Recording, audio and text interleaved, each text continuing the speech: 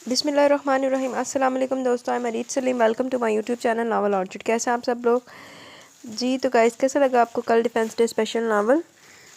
तो आज हमने पढ़ना है नावल ज़िंदगी की रह गुज़र रोशन थी, रिटन बाय मरियम अज़ीज़।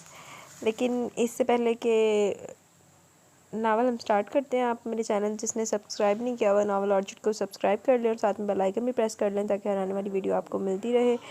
और पिछले वाले नावल की प्लेलिस्ट भी मैं इंशाल्लाह आज बना लेती हूँ। अभी तो लाइट नहीं है, लाइट आएगी ना, मेरा पैकेट भी मुका हुआ है। तो no light no net so no life. तो मैंने कहा चलें टाइम लिया आपके लिए रिकॉर्डिंग कर लेते हैं। तो आज हमने ये नावल कंप्लीट पढ़ना है। ये जो नावल है ये है फोर्स्ड मैरिज पे है कि फोर्स्ड मैरिज होनी है हीरो हीरोइन की। उसके बाद जो हीरोइन है वो एक्स्ट्रा ऑर्डिनरी इनोसेंट है, बेवकूफ़ टाइप, बेवकूफ़ी की हद तक इनोसेंट है। इसमें बेसिकली ये दो कपल की स्टोरी है, एक में दोनों बहनों की है। तो एक जो थोड़ी गुस्से वाली है, गुस्सीली हीरोइन है, और एक इनोसेंट है। और उसके बाद डोमेस्टिक पॉलिटिक्स के मतलब कि घरेलू वो स्यापे नहीं होते, ये वो है। जो हीरोइन की भाभी है ना वो बड़ी फसादी टाइप की है, घर में फसादी डलवाती रहती है। अब ये मेरे फ़ोन की स्क्रीन ऑफ हो गई थी, मुझे नहीं पता ये यहाँ से क्या हो गया है वीडियो में, ठीक है। तो इन्ना कॉम्प्रोमाइज़ कर लेना। बाकी ये रोमांटिक नावल भी है। तो स्टार्ट करते हैं अपना नावल। अच्छा गाइस, नावल स्टार्ट करने से पहले मैं एक चीज़ तो बताना भूल ही गई। आज मेरे भतीजे की बर्थडे है, तो पहले उसको थोड़ी सी बर्थडे विश कर दो। हैप्पी बर्थडे मूसा। वैसे तो अभी तो आपको पता नहीं चलेगा, लेकिन जब आप कभी उसकी 5th बर्थडे है, तो अब many many happy returns of the day my dear son. तो अब ऐसे है कि अभी तो मूसा को समझ ही नहीं है कुछ भी कि उसको बर्थडे किसने विश की है किसने नहीं की। बस उसको यही है कि उसको गाड़ी किसने दी है, तो वो उसका गिफ्ट है मुझ पे। तो आइए हम पढ़ते हैं। ये आज से बस ना हमारी फैमिलीज़ में बर्थडे स्टार्ट हो गई हैं, पता नहीं कहाँ तक जाती हैं। सुबह मेरी आपी की भी बर्थडे है, तो उसको कल विश करेंगे, ठीक है, अपने एपिसोड में। तो आइए अभी हम स्टार्ट करते हैं नावल ज़िंदगी की रह गुज़र रोशन थी, रिटन बाय मरियम अज़ीज़। एक तो मैं इस लड़की की सोने की आदत से सख्त परेशान हूँ, पता नहीं कैसे इतना सो लेती है। ज़्यादा गुस्से से बड़बड़ाती हुई अंदर दाखिल हुई तो असाइनमेंट बनाती रिमशा ने चौंक कर इन्हें देखा। किसकी बात करी अम्मी? निमरा के अलावा और कौन है इस घर में जिसे सोने के अलावा और कोई काम नहीं? रिमशा हंस पड़ी। क्या हो गया अम्मी, बेचारी सोती तो है। जाहिदा ने गुस्से से देखा। जाओ जाकर इसे उठाओ, इससे पहले कि मैं जूतियाँ लगा कर उठाऊँ।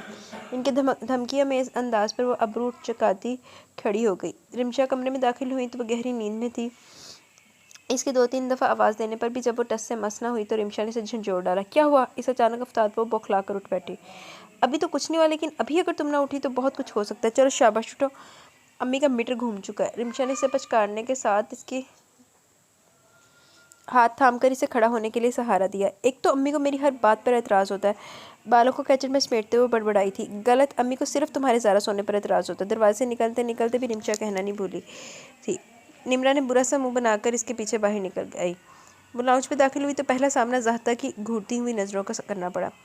वो खामोशी से सामने वाले सोफे पर जाकर बैठ गई। तुमने दुनिया में कोई काम करना है या नहीं? हद होती है किस चीज़ की, हर वक्त नींद नींद। मैंने तुमसे कहा था कि शादी आने वाली है, बिरयानी बनानी थी, किचन के और कितने काम है, लेकिन नहीं, तुम्हारे कान पर तो जूं भी नहीं रेंगती। और सर झुकाए नींद को भगाती निमरा ने ससुराल के ख्याल से झुरझुरी ली थी। ये जो तुम्हारे तरीके हैं, आके ससुराल जाकर जूतियाँ खाओगी। लोगों ने यही कहना कि माँ ने कुछ नहीं सिखाया। चलो, अभी मंगनी तक हुई नहीं और अम्मी ने ना सिर्फ मुझे ससुराल भेज दिया बल्कि जूतियाँ भी लिखवा दी। वो तसव्वुर में खुद को ससुराल की जूतियाँ खाते देखने लगी। अभी टुकर टुकर मेरा मुंह क्यों देख रही हो? बना लो कुछ खाने को, पता भी अपने बहनोई की आदत का, फिर भी। और हाँ, इसे उठता देखकर वो बोली, मुंह पर पानी डालो ताकि थोड़ा होश आए। अब कि वो तेज़ी से लाउंज से बाहर निकली थी। बिरयानी को दम देकर वो फ्रिज से सलाद के लिए चीज़ें निकाल रही थी जब रिमशा अंदर आई। हो गई तैयारी? निमरा ने फ्रिज बंद करती है गुस्से से देखा। हाँ हो गई, तुम ये देखने आई हो? इसके जले हुए अंदाज पर रिमशा की हंसी निकल ली। नहीं, तुम्हारी हेल्प करने आई थी। निमरा ने पटकने के अंदाज में ट्रे शेल्फ पर रखी थी। जब सब काम हो जाता है तब आ जाती हो, किसी के एहसास ही नहीं है मेरा काम वाली समझा हुआ मुझे। अब तो मुझे लगने लगा कि मैं अम्मी की सगी बेटी नहीं हूँ। पता नहीं तरस खाकर कहाँ से उठाया था। इसके इतने दुखी बयान पर भी पास खड़ी रिमशा के तासुरात में कोई तकय्युर रोनमा नहीं हुआ। अपनी बात का खातिर ख्वाह असर न देखकर निमरा ने अफसोस से रिमशा को देखा। मैंने कुछ बकवास की है। रिमशा ने तसल्ली से शामी कबाब का आखिरी टुकड़ा मुंह में रखकर इसे देखा। सुन ली तुम्हारी बकवास, और तुम्हें कुछ समझाने का फ़ायदा तो है नहीं, क्योंकि हर दफ़ा खाना पकाने के बाद तुम्हारी इस किस्म की जज्बाती तकरीर सुनने की मैं आदी हो चुकी हूँ। और मैं तरस खाकर उठाए जाने वाले बात ज़रा अम्मी के सामने जाकर कहो, बताएंगी तुम्हें। रिमशा की धमकी का ठीक ठाक असर हुआ। वो बुरा सा मुँह बनाकर दोबारा काम में लग गई। कबाब बहुत अच्छे बने हैं। प्लेट से दूसरा कबाब उठाते हुए रिमशा चिढ़ाने वाले अंदाज में बोली तो निम्रा तड़प कर मुड़ी। अल्लाह करे तुम ये कबाब खाकर मोटी भैंस बन जाओ। इसके कोसने पर रिमशा कहकर लगाकर बाहर निकल गई, जबकि वो सारा गुस्सा बर्तनों पर निकालने लगी। ओह, तो बड़े बड़े लोगों को वक्त मिल गया कि हम गरीब लोगों से मिल लें। जो ही इसने डाइनिंग रूम में कदम रखा, ज़राफ़त भाई की तंज़िया आवाज़ इसकी समातों से टकराई। इसका हलक तक कड़वा हो गया, लेकिन इसके बावजूद एक जबरी मुस्कुराहट होंठों पर ले आई। ऐसी बात नहीं है, ज़राफ़त भाई काम की वजह से हुलिया ख़राब हो रहा था, बस चेंज करने गई थी। तो तुम्हारे कहने का मतलब है कि हमारी वजह से तुम्हें सारा दिन किचन में मसरूफ़ रही? भाई इतनी मुसीबत थी तो बता देती, हम आते ही नहीं। निम्रा ने बेबसी से अपनी माँ को देखा, जिन्होंने आँख के इशारे से इसे बोलने से मना किया था। ज़राफ़त बेटा, इतनी थोड़ी बिरयानी डाली है तुमने, और डालो, और लो ना, और ये कबाब लो। ज़ाहदा के कहने पर निम्रा ने इनकी प्लेट का जायज़ा लिया, जहाँ पहले से चावल और चिकन का पहाड़ बना था। वो गहरा सांस लेकर कुर्सी पर बैठ गई और मुस्कुराकर अपनी बहन को देखा, जिसके चेहरे पर हंसपे मामूल हवाइयाँ उड़ रही थी। फिर उसने नज़रें रिमशा की तरफ घुमाई, जिसके माथे के बल वो बआसानी देख सकती थी। वो जानती थी कि वो कितने ज़ब्त से बैठी है। और आंटी जी, हमारे साले साहब और उनकी ज़ौजा मोहतरमा नज़र नहीं आ रही। जब काफ़ी देर तक कोई बात इनकी गिरफ्त में नहीं आई तो इन्होंने नया नुक्ता एतराज़ निकाल लिया। वैसे जहर लगता है मुझे ऐसे बंदे, जिनके घर में कोई इज़्ज़त होती नहीं है, दूसरों के घर जाके, स्पेशली ससुराल जाके ऐसे एहसान झाड़ते हैं जैसे पता नहीं क्या हो गया। शुक्र अल्हम्दुलिल्लाह जो मेरे ब्रदर इन लॉ है ना, वो ऐसे नहीं है।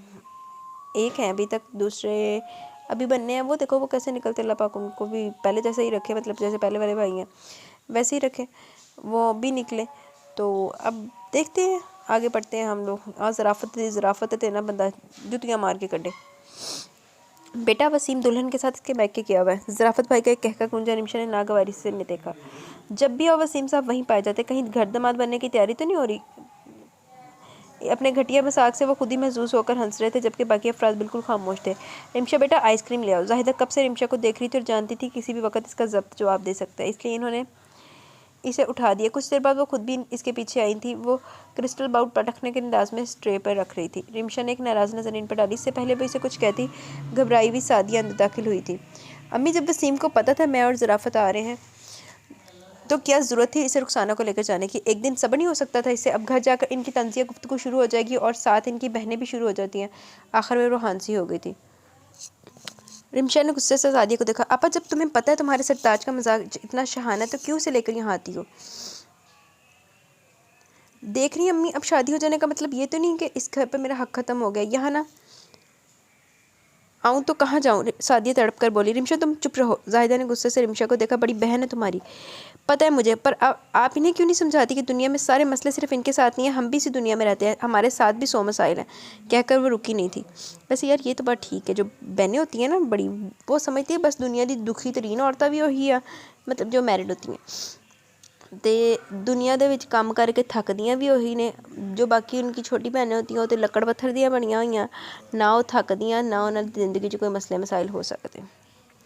जबकि सादिया के आंसू में रवानी आ गई थी। इसे मेरा यहाँ ना बुरा लगता तो मैं आइंदा नहीं आऊँगी। अरे, जाहिदा ने इसे गले लगा लिया। क्यों नहीं आओगी? तुम्हारे बाप का घर है, तुम्हारी माँ भी जिंदा। और रिमशा की बातों को दिल पर मत लिया करो। वो तुमसे बहुत प्यार करती है, तुम्हें परेशान देखती है तो बस ऐसे ही बोल जाती है, वरना तुमसे बहुत प्यार करती है। वो इसे साथ लगाए तसल्लियाँ देने लगी। बर्तन धोकर जब वो कमरे में आई तो उसका ख्याल था निम्रा सो गई होगी, लेकिन इसे जागते देखकर वो हैरान हुई। तुम सोई नहीं? नहीं, कुछ सोच रही थी। निम्रा ने ब्रोच कर इसे देखा। सादिया बाजी के बारे में सोच रही थी। शादी से पहले वो कितनी बोल्ड और बतूनी हुआ करती थी, कितनी रौनक होती थी हमारे घर में इनकी वजह से। अब तो मैं जब भी इन्हें देखती हूँ वो बड़ी सादिया बाजी लगती ही नहीं। इनके चेहरे पर जो मुस्कुराहट होती है वो भी अजनबी लगती है। और वो ज़राफ़त भाई, इसने मुँह बनाया, इसका सिर्फ नाम ही ज़राफ़त है, वरना जितनी इनमें करवाहट है करेला भी इससे बेहतर होगा। संजीदगी से इसकी बातें सुनती रिमशा इसकी मिसाल पर मुस्कुरा दी थी। निम्रा ने नाराज़ी से इसे देखा। इसमें हंसने वाली क्या बात? मैं सच कह रही हूँ। तुमने कभी इनका एक ऐसा जुमला सुना जिसमें तंज ना हो? सादिया बजी बेचारी इसलिए ऐसी ही हो गई हैं। कभी कभी तो मुझे डर लगता है कि कहीं अम्मी हमारे लिए भी ज़राफ़त भाई जैसे नमूने ना पसंद कर लें। अब की बार रिमशा खिलखिलाकर हंसी। तुमसे तो बात करने फजूल है, मेरी दिमाग ख़राब है। निम्रा ने गुस्से से इसकी तरफ करवट बदल ली। बेवकूफ़ों की तरह मत सोचा करो। कुछ देर बाद इसने रिमशा की संजीदा आवाज़ सुनी। अम्मी हमारी दुश्मनी है जो ऐसा सोचेंगी। सादिया बाजी के लिए उन्होंने अच्छा ही सोचा था। अम्मी को क्या पता था कि ज़राफ़त भाई का मजाज ऐसा है। माँ बाप औलाद के लिए सब कुछ करते हैं, सिर्फ किस्मत नहीं बदल सकते। और मुझे तो कभी कभी सादिया बाजी पर बहुत गुस्सा आता है। इतने भी जाबिर और हलाकू टाइप नहीं ज़राफ़त भाई, और ना ड्रैकुला के ख़ानदान से ताल्लुक़ है इनकी नंदों का। मैं इनकी जगह होती तो कब का इनकी नंदों को ठीक कर चुकी होती। बजाय इनके कि वो अपना मसला खुद हल करें, यहाँ कर अम्मी को अपने दुखड़े सुनाकर परेशान कर जाती हैं। और तुम सिर्फ सादिया बाजी और ज़राफ़त भाई के बारे में सोचती हो। जबकि मैं भाभी और भाई के बारे में भी सोचती हूँ। एक ही तो हमारा भाई है, इसकी शादी के हवाले से कितने अरमान थे और सब अरमानों पर पानी फेर कर रख दिया। अब हमारे भाई ने खुद ही शादी कर ली। यहाँ तक भी ठीक था, ज़िंदगी इन्होंने गुजारनी है जैसे इनकी खुशी, लेकिन इन जिसको वो इस घर में लेकर आए, कम अज़ कम इसको ये तो बता दें ये मेरी माँ है, कितनी मुश्किल से इन्होंने हमें पाला है। इनकी इज्जत तो करवा सकते हैं। जब से शादी हुई है कितना अरसा यहाँ पर रही है, ना खुद रहती हैं और ना भाई को रहने देती हैं। ऊपर से इनके रिश्तेदार बेइंतहा बुरे लगते हैं। मुझे लगता ही नहीं किसी शरीफ खानदान से इनका ताल्लुक होगा। निमिषा के कड़वे लहजे पर निम्रा ने भी बुरा सा मुंह बनाया। भाभी के घर वाले इसे भी अच्छे नहीं लगते थे, खासतौर पर इनका भाई। अजीब घटिया अंदाज था इसका देखने का, और गुफ्तगू भी इतनी ही फजूल करता था। चलो अब सो जाओ, तुमने तो सुबह कॉलेज जाना नहीं, तुमने तो सुबह कॉलेज जाना नहीं, पर मुझे जाना। निमिषा के कहने के साथ लाइट ऑफ कर दी और इसके करीब आकर लेट गई। निम्रा वो धुले हुए कपड़ों की टोकरी के लिए छत पर जा रही थी जब रुखसाना की आवाज़ पर रुकी। ज़रा 2 ग्लास जूस तो मेरे कमरे में दे जाना। रुखसाना के ऑर्डर पर इसने अपने हाथ में थामी टोकरी को देखा और गहरा सांस लेकर टोकरी ज़मीन पर रख दी और किचन की तरफ आ गई। 2 कदम के फासले पर किचन है, लेकिन मजाल है जो कदमों को थोड़ी सी जहमत भी दे दी जाए। ट्रे में ग्लास रखते हुए मुसलसल बड़बड़ा रही थी। जब दस्तक देकर वो अंदर दाखिल हुई तो सामने बेड पर नीमदराज भाभी के भाई को देखकर इसका दिल चाहा कि काश इसको छू मंतर आता और वो पलक झपकते ही गायब हो जाती। इस पर नज़र पड़ते ही वो सीधा होकर बैठ गया और जिस तरह इसको देखकर मुस्कुराया, निम्रा का दिल चाहा इसे चिल्लाकर खाकस्तर कर दे। वो ट्रे टेबल पर रखकर मुड़ने लगी जब इसने इसे कहते सुना, रुखसाना तुम्हारे ससुराल में घर है, मेहमान को सलाम करने का रवाज नहीं। निम्रा की मुट्ठियाँ भिंच गई थी, जानती थी किसे सुनाया जा रहा। वह नज़रअंदाज करके दरवाजे की तरफ बढ़ी। इतनी दूर से आऊँ, खाली जूस पेटर खा दो कि कुछ खाने को भी मंगवा लो। निम्रा ज़रा चाय के साथ कबाब और रोल भी ले आना। निम्रा तिलमिलाती हुई बाहर आ गई। रुखसाना पता नहीं इस बार को कौन से किस्से सुना रही थी, लेकिन उसकी पुरसोच नजरें दरवाजे पर जमी थी जहाँ से वो गई थी और जहाँ से अभी से आना था। तुम्हारी सास और तुम्हारी वो दूसरी खूनख्वार नंद कहाँ है? अपनी राम कहानी के जवाब में ये सवाल सुनकर बदमज़ा तो ज़रूर हुई, लेकिन कहा कुछ नहीं। रिमशा तो कॉलेज गई और सास साहिबा गई हैं किसी की मिजाज पुरसी करने। इसने काफ़ी बेजारी से इनका जिक्र किया। इसने हुंकारा भरा जूस का आखिरी घूंट लेकर ग्लास साइड टेबल पर रखा और खड़ा हो गया। तुम कहाँ जा रहे हो? रुखसाना ने कदरे हैरत से देखा। ऐसे ही सोच रहा था घर का चक्कर लगा लूँ। रुखसाना के माथे पर बल पड़ गया। आराम से बैठो, बैठ जाओ ज़वार। क्यों? क्यों? क्या मैं नहीं जानती कि तुम चक्कर लगाने जा रही हो, चक्कर चलाने? वो कहका लगाकर हंस पड़ा। जब जानती हो तो रोक क्यों रही हो? इसलिए तुम इस वक्त वसीम के घर में हो और वो वसीम की बहन है। अगर वसीम को पता चल गया ना। इसने आगे बातें दूरी छोड़ दी। ओह, मैं डर गया। इसने डर के ने की एक्टिंग की तो रुखसाना ने नागवारी से देखा। ये तुम वसीम की धमकी इसे देना जो वसीम को ना जानता, और वसीम तुम्हारा क्या कर लेगा? काट का उल्लू बनाया हुआ तुमने, जो कहती हो आंख बंद करके यकीन कर लेता है। इसका मतलब ये नहीं कि तुम इसकी बहन को तंग करो। तंग कहाँ कर रहा हूँ? वो अपने गले में पड़ी चेन को घुमाते हुए बोला। तो रुखसाना ने सवालिया नजर से देखा। दिल आ गया इस पर। रुखसाना कहका लगाकर हंस पड़ी। जवान ने गुस्से से उसे देखा। हंसने वाली क्या बात है? तुम्हारा दिल तो हर दूसरे दिन किसी न किसी पर आ रहा होता है।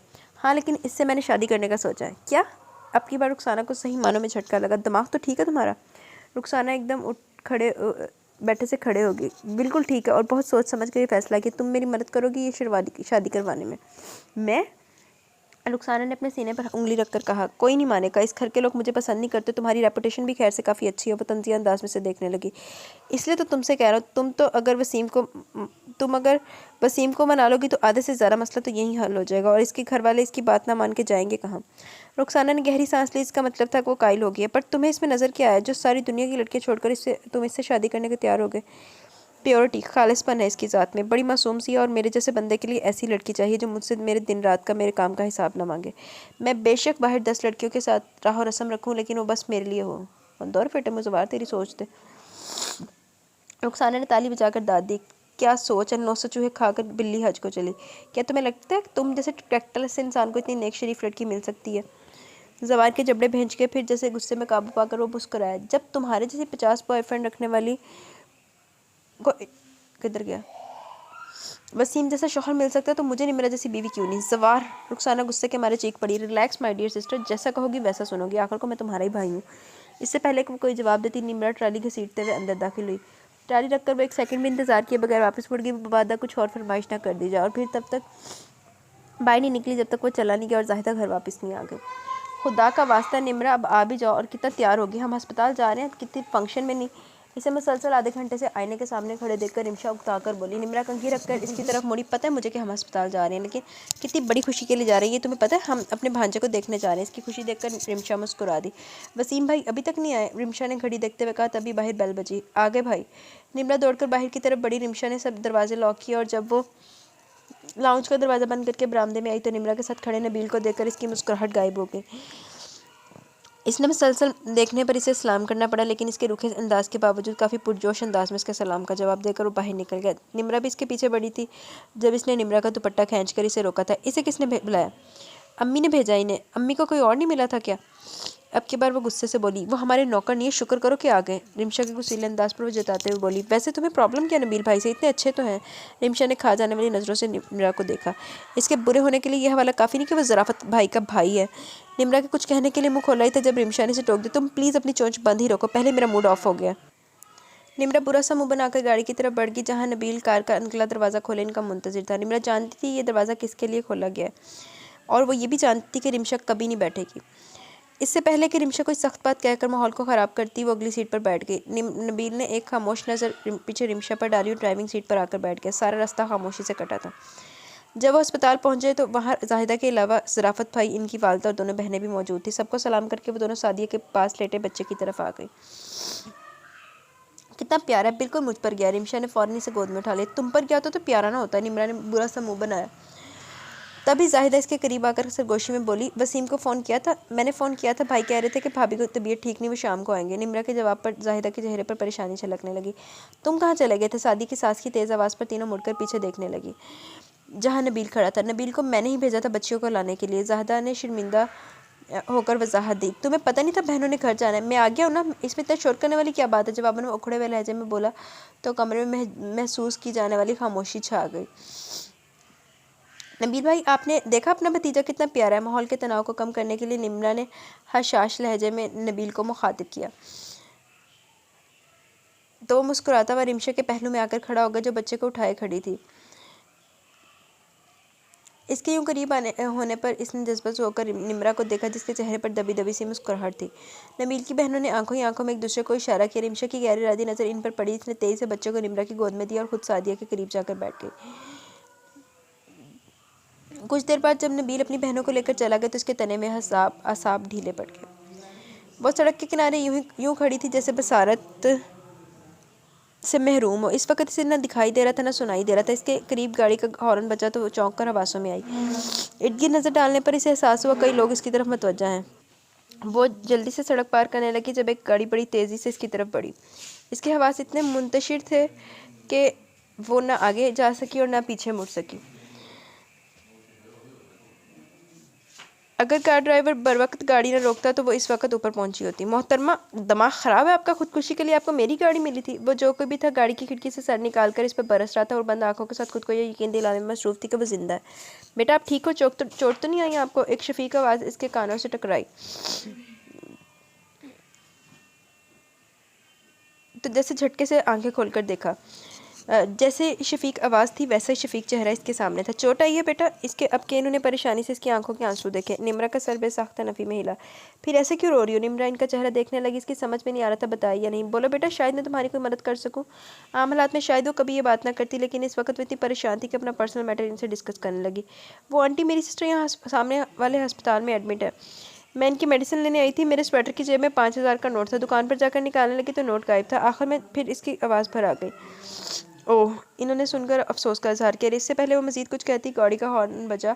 इन दोनों ने मुड़कर गाड़ी की तरफ देखा। वो लड़का जो कुछ देर पहले इस पर चिल्ला रहा था गुस्से से हॉर्न दे रहा था। सामने खड़ी औरत ने जल्दी से अपने कंधे से लटके बैग की जिप खोली और इसमें हज़ार के नोट निकाले और गिनकर इसकी तरफ बढ़ाए। अब हैरान होने की बारी निम्रा की थी। इसके हाथ बेड़े बेसाख्ता अंदाज में पीछे की तरफ घूमे। रख लो बेटा, तुम्हारे पास जब हो मुझे वापस कर देना। लेकिन आंटी, मैं ये कैसे ले सकती हूँ? आप मुझे जानती नहीं और ना मैं ये। वो इतनी मेहरबानी पर बौखला कर रह गई। मैं जानती हूँ तुम क्या कहना चाहती हो। ये मेरा नंबर है, जब दिल चाहे वापस कर देना। ज़बरदस्ती नोट इसके हाथ में थमाकर इसका गाल थपथपाकर गाड़ी में बैठ गई। वो वहीं पत्थर बनी खड़ी रही। होश तब आया जब गाड़ी जन से इसके करीब से गुजर गई। रिमशा गुस्से से घूर रही थी और नज़रें चुराते हुए कभी दाएं तो कभी बाएं जानिब देख रही थी। तुम इस वक्त होश में तो थी? किसी भी राह चलते ने आकर तुम्हें पैसे पकड़ा दी, तुमने पकड़ ली? फ़कीर नहीं हो तुम? रिमशा का बस नहीं चल रहा था कि इसके मुँह पर थप्पड़ लगा दे। मैं क्या करती रिमशा? मुझे इस वक्त कुछ समझ में नहीं आ रहा था। वो 5,000 मुझे ज़राफ़त भाई ने दिए थे। अगर मैं जाकर कहती कि मुझसे गुम हो गए तो तुम्हें क्या लगता है वो मेरा यकीन करते? उल्टा उन्होंने मेरे साथ साथ सादिया बाजी की बेइज्जती कर देनी थी। वो सब तो ठीक है, लेकिन पर तुम मुझे ये बताओ, तुमने जो किया वो ठीक है? आजकल कोई ज़माना है किसी पर यकीन करने का? उफ़, मुझे तो ये सोचकर शर्मिंदगी हो रही कि तुमने गैर औरत को अपनी दुखी दास्तान सुनाकर पैसे ले लिए। ये बात मैं अम्मी को बताऊँ तो अभी तुम्हें 10 जूतियाँ लगाएंगी। तुम्हें ये सब इसलिए नहीं बताया कि तुम लेक्चर देना शुरू कर दो। वो गोद में रखा कुशन कालीन पर पटक कर बाहर निकल गई, जबकि रिमशा ने बेख्तियार अपना माथा पीट लिया। चौथी दफ़ा जब इसने रिसीवर वापस क्रैडल पर रखा तो रिमशा का ज़ब्त जवाब देगा, तुम्हें आखिर तकलीफ़ क्या है निमरा? ये चौथी दफ़ा जब तुमने आधा नंबर मिलाकर फ़ोन बंद कर दिया। निमरा ने बेबसी से इसकी शक्ल देखी। मेरी समझ में नहीं आ रहा क्या बात करूँ, मुझे तो इनका नाम भी नहीं पता। रिमशा ने गहरी सांस लेकर इसे देखा। कभी कभी मुझे तुम पर तरस आता है निमरा, क्या बनेगा तुम्हारा? अम्मी सही कहती है, ससुराल में खूब नाम रोशन करोगी हमारा। तुम फिर शुरू होगी लेक्चर देना, बातें करना आसान है, तुम कर लो बात। क्यों, मैं क्यों करूँ? मैंने लिए थे पैसे, रिमशा चमक कर बोली। रिमशा, ऐसा करती हूँ मैं पैसे वापस ही नहीं करती, इन्हें क्या पता मैं कौन हूँ, मेरे 5,000 भी बच जाएंगे। इसने बच्चों की तरह ताली बजाकर कहा तो रिमशा ने अफसोस से सर हिलाया। अल्लाह ताला, कुछ जवाब नहीं देना तुमने? यहाँ आकर निमरा ढीली पड़ गई। इसने पहले आंखें बंद करके मुँह में कुछ पड़ा और फिर पूरा नंबर डायल करके रिसीवर कान से लगा लिया। 3 बेल्स हो चुकी थी और हर बेल के साथ इसकी धड़कन तेज़ होती जा रही थी। 5वीं बेल पर फ़ोन उठा लिया कि भारी मर्दाना आवाज़ सुनकर आवाज़ इसके हलक में फंसी। कौन है भाई, बोल भी दो। मुसलसल हेलो करने पर अब वो शख्स झंझला कर बोला। हल्का सा खंकारने के बाद इसने सलाम किया और जवाब सुने बगैर सवाल कर डाला, मैं आंटी से बात कर सकती हूँ? दूसरी तरफ एक पल के लिए खामोशी छा गई। एक्चुअली मुझे इनका नाम नहीं मालूम। देखिए, जब आपको पता ही नहीं कि आपको किससे बात करनी तो मैं किससे बात करवाऊँ? आपको तो शायद ये भी नहीं पता कि सिस्टर ने फ़ोन किसको किया है। आपने आपके निमरा ने घबरा कर रिमशा को देखा जो पता नहीं से इशारे से क्या समझा रही थी। देखें, अजीब बातें कर रही हैं आप, अब मैं फ़ोन में से कैसे देखूँ? आपके निमरा झुंझला कर बोली, मेरा मतलब है आप आंटी से कहें कि मेरा फ़ोन है। मेरा फ़ोन कौन? उफ़, निमरा की मुठ्ठियाँ भेज की। मैंने आंटी से 5,000 लिए थे, वो इन्हें वापस करने हैं। आप मेरी इनसे बात करवाएं। इसने जल्दी से बात मुकम्मल की, मुबादा वो फिर कोई बात पकड़ कर न बैठ जाए। वो दूसरी तरफ से जवाबन इतना बुलंद कहकर सुनाई दिया कि इसे रिसीवर कान से हटाना पड़ा। अच्छा, तो आप वो हैं?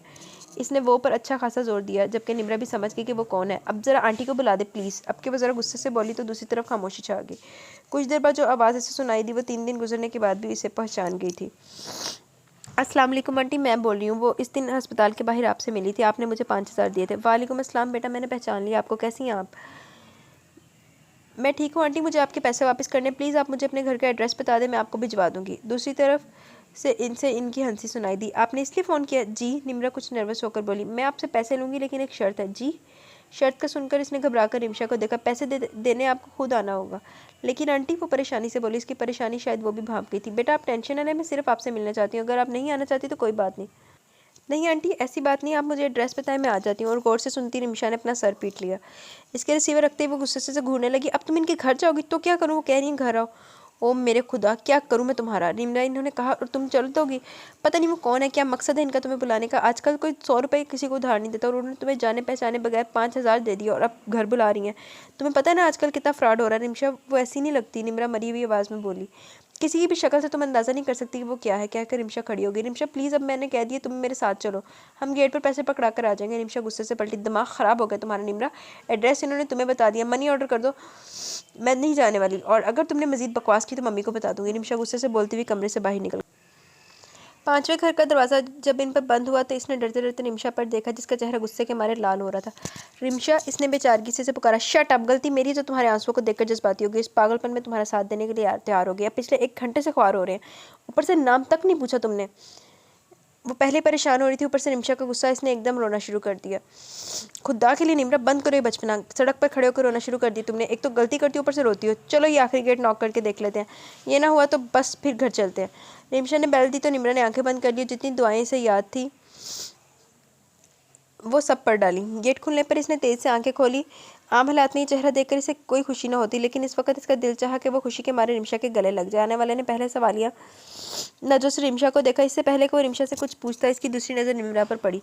शनासाई के अलावा कोई और तासुर भी था जिसके चेहरे पर आया था। रिमशा, ये वही है। निमरा ने एकदम जज्बाती होकर इसका बाजू तो पहुंचा। इसकी जज्बाती हरकत पर रिमशा ने पूरी आंखें खोलकर इसे घूरा तो निमरा ने शर्मिंदा होकर इसका बाजू छोड़ दिया। आंटी से मिलना है। इसे यूं ही गेट के आगे दीवार की तरह खड़े देखकर निमरा को कहना पड़ा। इसके पीछे हटते ही वो दोनों तेज़ी से अंदर दाखिल हुई और वो आंटी जैसे इनके इंतज़ार में थी, इतने इत्तेफाक से मिली। निमरा तो रिमशा भी अपने दिए हुए बयानात को याद करके शर्मिंदा हो गई। इनके बहुत मना करने के बावजूद उन्होंने चाय पर अच्छा खासा इत्माम कर लिया। निम्रा ने एक नाराज़ नज़र निमिषा पर डाली जो पिछले आधे घंटे से ना सिर्फ बातें करी थी बल्कि कह के लगा रही थी। आंटी इतनी बेवकूफ़ है, आपसे इतनी बड़ी मदद ले ली लेकिन आपका नाम तक ना पूछा, बस पैसे थाम लिया और इस दिन फ़ोन किया तो भी आपका नाम नहीं पूछा। इसकी इस तरह की बेवकूफ़ियों की वजह से अम्मी भी परेशान रहती हैं। वो तो इसकी किस्मत अच्छी है कि आप अच्छी हैं, वरना अगर कोई बुरे लोग मिल जाते तो। रिमशा के सियासी बयान पर निम्रा ने दांत पीस कर इसे घूरा।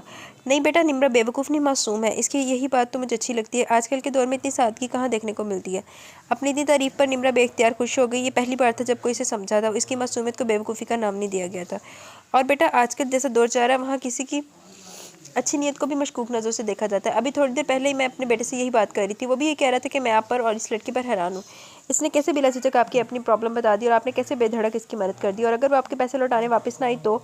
मैंने इससे कहा, मुझे पूरा यकीन है मेरा दिल किसी को पहचानने में धोखा नहीं खा सकता। और देख लो, निम्रा मेरे सामने है। इन्होंने बड़े प्यार से निम्रा को देखा तो वह नर्वस होकर रिमशा को देखने लगी। रिमशा भी उसे देखकर मुस्कुरा दी। आंटी, आप घर में अकेली होती हैं? रिमशा ने खामोशी महसूस करते सवाल किया। हाँ, इन्होंने गहरी सांस ली। मैं और बस मेरा बेटा मोइस। और आपके शौहर? आपके निम्रा ने पूछा। मोइस 15 साल का था जब इनकी डेथ हो गई। इनके लहजे में अफसुर्दगी महसूस करके रिमशा ने बात बदल दी। अच्छा आंटी, अब हमें इजाज़त है। बेटा थोड़ी देर और बैठती, अच्छा लग रहा था तुम लोगों की वजह से।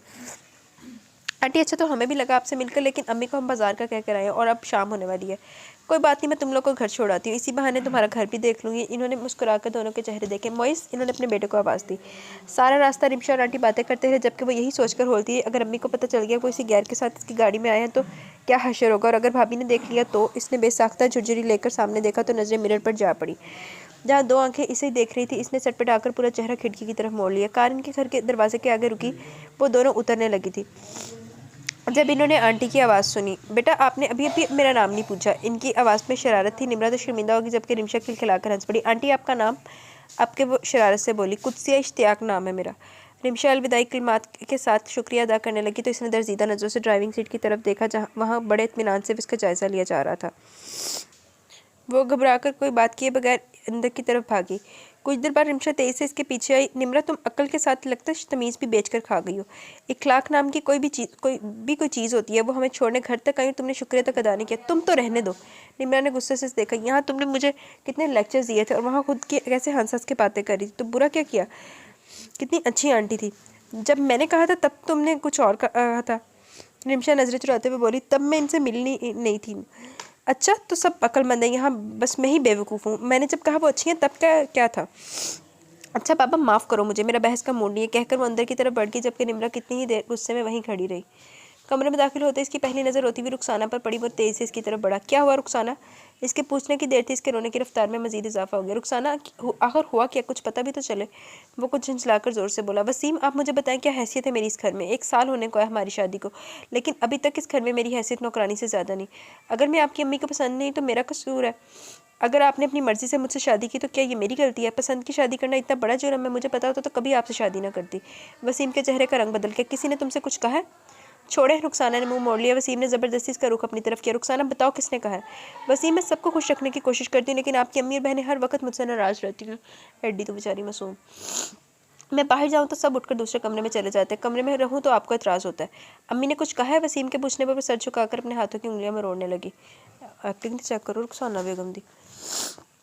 क्या कहा है इन्होंने? रुखसाना, मैं कुछ पूछ रहा हूँ। इसे खामोश देखकर वो गुस्से से बोला। आपको पता है ना, सुबह से मेरी तबीयत ख़राब है, अम्मी को भी बताया मैंने, लेकिन यहाँ तो किसी को मेरी परवाह नहीं। पता नहीं किसकी दावत करनी है। सुबह से इसकी तैयारियां हो रही हैं, इसलिए मैंने जवार को फ़ोन किया कि आकर मुझे डॉक्टर के पास ले जाए। अम्मी को बताने गई कि मैं जवार के साथ अम्मी की तरफ जा रही तो मना कर दिया इन्होंने। आखिर में वो फिर रोने लगी तो वसीम तेज़ से खड़ा हुआ और इसी तेज़ से बाहर निकल गया। इसके बाहर निकलते रुखसाना ने मुस्कुराते हुए आंसू साफ किए और पास पड़ा मोबाइल उठाकर जवार का नंबर डायल किया। हेलो जवार, मैंने यही कहने के लिए फ़ोन किया कि तुम मत आना, मैं खुद वसीम के साथ आ रही हूँ। खैरियत? दूसरी तरफ वो इससे पूछा। खैरियत, ये मिल के बताऊँगी। इसने मुस्कुराकर फ़ोन बंद कर दिया। जवार जोरदार आवाज़ के साथ दरवाज़ा खुला तो टीवी देखती रिमरा और जाहिदा की टांगें दबाती रिमशा ने चौंक कर दरवाजे की तरफ देखा, जहाँ गुस्से से भरा वसीम खड़ा था। जब आप जानती कि रुखसाना की तबीयत ठीक नहीं तो फिर क्यों इसे आपने किचन में जाकर काम करने को कहा और क्यों इसे इसकी अम्मी के घर जाने से मना किया? मैंने कभी से कोई काम करने को नहीं कहा। आज मजबूरी थी तो सिर्फ कबाब फ्राई करने को कहा था। ऐसी क्या मजबूरी थी? घर में निमरा और रिमशा मौजूद हैं, करती क्या है ये सारा दिन? तो लानत, इनसे कहती हैं आप, वही नौकरानी नज़र आती है आपको? आहो, बीवियाँ जब आ जाती हैं तो फिर भैनों के मां के कीड़े नज़र आते, डंगर सा। सारे काम निम्रा और रिमशा ही करती हैं। अभी भी सारा काम निम्रा करके आई। रिमशा ने अभी सारे घर के कपड़े धोए हैं, जिसमें तुम्हारे और तुम्हारी बीवी के कपड़े भी शामिल हैं। रुखसाना को इसलिए मैके जाने से रोका था कि कुछ लोग रिमशा को देखने आ रहे थे। वो जाती तो तुम्हारा जाना लाजमी था। तुम इस घर के इकलौते मर्द और बदकिस्मती से इन बच्चियों का बाप भी नहीं है, इसलिए मजबूरन तुम्हें कहना पड़ता। तुम दोनों मौजूद नहीं होते तो लोग तरह तरह के सवाल करते हैं। इनकी मुकम्मल गुफ्तगू में कुछ लम्हों के लिए वो खामोश रह के गला खनकार कर बोला, बहरहाल रुखसाना को काम का ना कहा करें। इससे पहले भी मुझसे काफ़ी दफ़ा शिकवा किया, मैं इग्नोर कर देता था, लेकिन बार बार इग्नोर नहीं कर सकता। मुड़कर उसने एक नज़र दोनों बहनों पर डाली, बाहर निकल गया। इसके निकलते ही निम्रा तेज से माँ की तरफ बढ़ी और उन्होंने बाजू के घेरे में लेकर इनके आंसू साफ किए, लेकिन इनके आंसुओं में मजीद रवानी आ गई। रिमशा के माथे की शिकने मजीद गहरी होगी। आपको साफ साफ भाई को सब बताना चाहिए था। वो भाई के कान भर देती हैं और आप पर चीखते हैं, चिल्लाते हैं। कौन सा पहाड़ तोड़ने को कह दिया इस महारानी को? सारा दिन वो करती क्या है? इसकी आवाज़ गुस्से के मारे बुलंद होती जा रही थी। जाहिदा ने घबरा कर इसे देखा। खुदा के लिए निमिषा चुप कर जाओ, क्यों मजीद तमाशा बनवाओगी? तुम जाओ, तैयार हो जाओ, वो लोग आने वाले होंगे। मुझे नहीं होना तैयार और ना ही मुझे किसी से मिलना है। वो गुस्से से कहती हुई कमरे से बाहर निकल गई तो जाहिदा ने आंसू साफ करते हुए निम्रा को देखा। बेटा तुम जाओ, इसे समझाओ, ये तो रोज़ का मसला है। अम्मी आप परेशान ना हो, मैं इसे समझाती हूँ। वो इन्हें दिलासा देकर बाहर निकल आई। कमरे में दाखिल हुई तो रिमशा बेड पर दोनों हाथों में सर डाले बैठी थी। वो होंठ चबाते हुए इसके करीब बैठ गई। इससे पहले वो कुछ कहती रिमशा ने सर घुमाकर इसे देखा। देखो अगर तुम मुझे कोई नसीहत करने या समझाने आई तो बेकार है। रिमशा प्लीज़, तुम किसी का गुस्सा खुद पर क्यों निकाल रही हो? निमिषा झटके से खड़ी हुई। हद होती है किसी चीज़ की। जब से वो औरत हमारे घर में आई सुकून बर्बाद करके रखती है। कभी वसीम भाई ने जवाब दिया था अम्मी को? अब देखो इसने कितना बदगुमान कर दिया वसीम भाई को हम सब से। मुझे तो इसकी प्रॉब्लम समझ में नहीं आती। कभी हमने इससे रवायती नंद वाला सलूक किया? वो निम्रा से सवाल करी थी। निम्रा इससे क्या जवाब देती? वो खुद इसकी सब बातों से इत्तेफाक कर देती, लेकिन अब इसकी हमायत करना इसके गुस्से को मजीद बढ़ावा देता था। प्लीज़ रिमशा तुम अपना मूड ख़राब ना करो। तुम जानती हो भाभी ये सब हमें तंग करने के लिए करती हैं। तुम इस तरह करोगी तो अपने मकसद में कामयाब हो जाएंगी और अम्मी परेशान होगी। अम्मी की खातिर प्लीज़ अपना मूड ठीक कर लो। रिमशा कुछ देर खामोशी से कारपेट को घूरती रही जैसे जब्त करने की कोशिश कर रही हो। रिमशा, निम्रा ने इसके हाथ थाम कर मलतजी अंदाज में से पुकारा तो वो गहरा सांस लेकर मुस्कुरा दी। थैंक यू, अब तैयार हो जाओ, मैं किचन में जा रही हूँ। वो मुस्कुराकर कहती हुई बाहर निकल गई। सारा कारनामा सुनाने के बाद रुखसाना ने दाद तलब नज़रों से देखा, जबकि लेकिन जवार की आंखों में गुस्सा था। क्या हुआ, तुम्हें अच्छा नहीं लगा? नहीं बिल्कुल नहीं, जवार कतियत से बोला। इस बिला वजह के मार के क्योंकि तुक नहीं बनती थी। घर वालों के साथ बिगाड़ कर ना सिर्फ तुम अपनी रेपुटेशन मजीद खराब कर रही हो बल्कि मेरी पोजीशन भी कमज़ोर कर रही हो। रुखसाना ने बुरा सा मुंह बनाया। अब तुम्हारा उल्लू सीधा करने के लिए मैं अपना बना बनाया काम नहीं बिगाड़ सकती। मुझे इन लोगों से बना कर रखने की ज़रूरत नहीं। मेरा मतलब वसीम से है और वो मेरे काबू में। बस जो थोड़ी बहुत इसे अपने घर वालों के लिए हमदर्दी है वो ख़त्म हो जाए तो मेरा मकसद पूरा। मेरा एक अलग घर होगा जहाँ मैं आज़ादी से अपनी मर्जी से रहूँगी। वो छत की तरफ देखते हुए बोली। तो तुम्हें वहाँ क्या तकलीफ़ है? अब भी तुम्हें मुकम्मल आज़ादी है। वो तीन बेचारी औरतें तुम्हें क्या तकलीफ़ देती हैं? रुखसाना ने खा जाने वाली नज़रों से अपने भाई को देखा। मैं देख रही हूँ जबार दिन ब दिन इस चुड़ैल का ज़्यादा ही तुम्हारे सर पर चढ़कर बोलने लगा। अपनी बहन की खुशी तुम्हें नज़र नहीं आ रही और इन बेचारों की बेचारगी बड़ी महसूस हो रही है। रुखसाना के जले हुए अंदाज पर वो कहकर लगा कर हंसा। अब चुड़ैल तो ना कहो, इसे इतनी मासूम और खूबसूरत है। वो मुस्कुराकर बोला। रुखसाना ने नागवारी से इसे देखा। एक बात कहूँ तुमसे?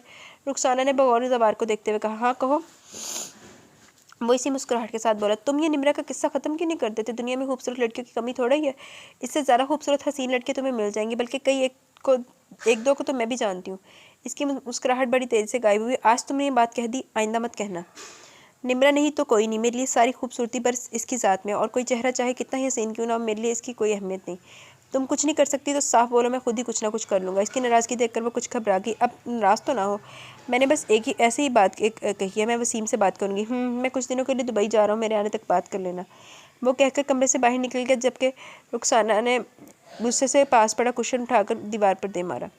कबाब तलने के लिए इसने फ्राइंग पैन में तेल डाला। जब डोरबेल बजी, इसने गर्म होते तेल को देखकर चूल्हा हल्का करके बाहर की तरफ दौड़ लगाई। वो मतवक्का मेहमानों की मुंतज़िर थी, लेकिन दरवाज़ा खुलते ही सादिया और नबील की शक्ल देखकर वहीं रुक गई। अरे भाई अंदर तो आने दो। इसे यूं ही दरवाजे के सामने खड़े देखकर सादिया ने टोका तो वो खिसियाकर पीछे हटी। नन्हे हमजा को उसने सादिया की गोद से ले लिया। अम्मी कहाँ है?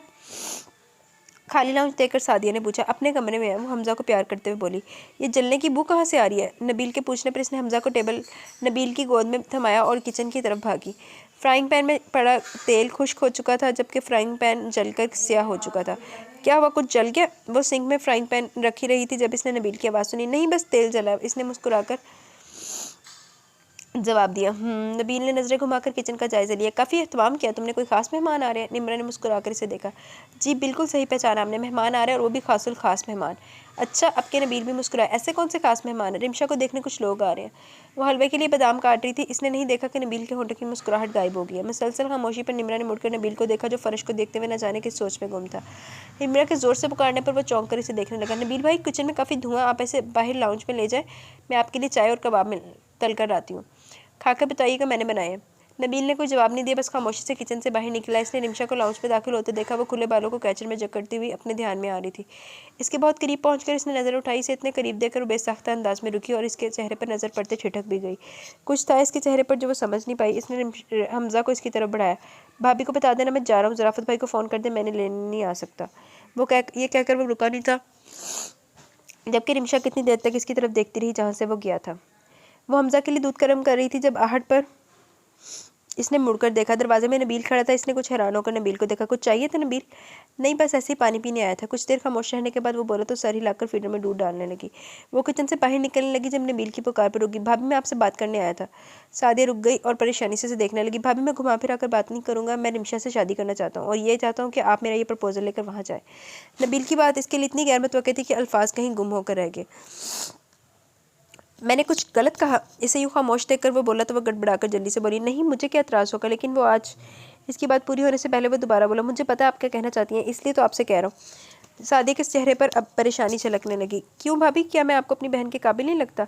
नहीं नबील, ऐसी बात नहीं है, लेकिन क्या अम्मी आपा बाजी सब मान जाएंगी? इसने अपनी सास और नंदों का हवाला दिया। वो लोग कभी नहीं मानेंगी।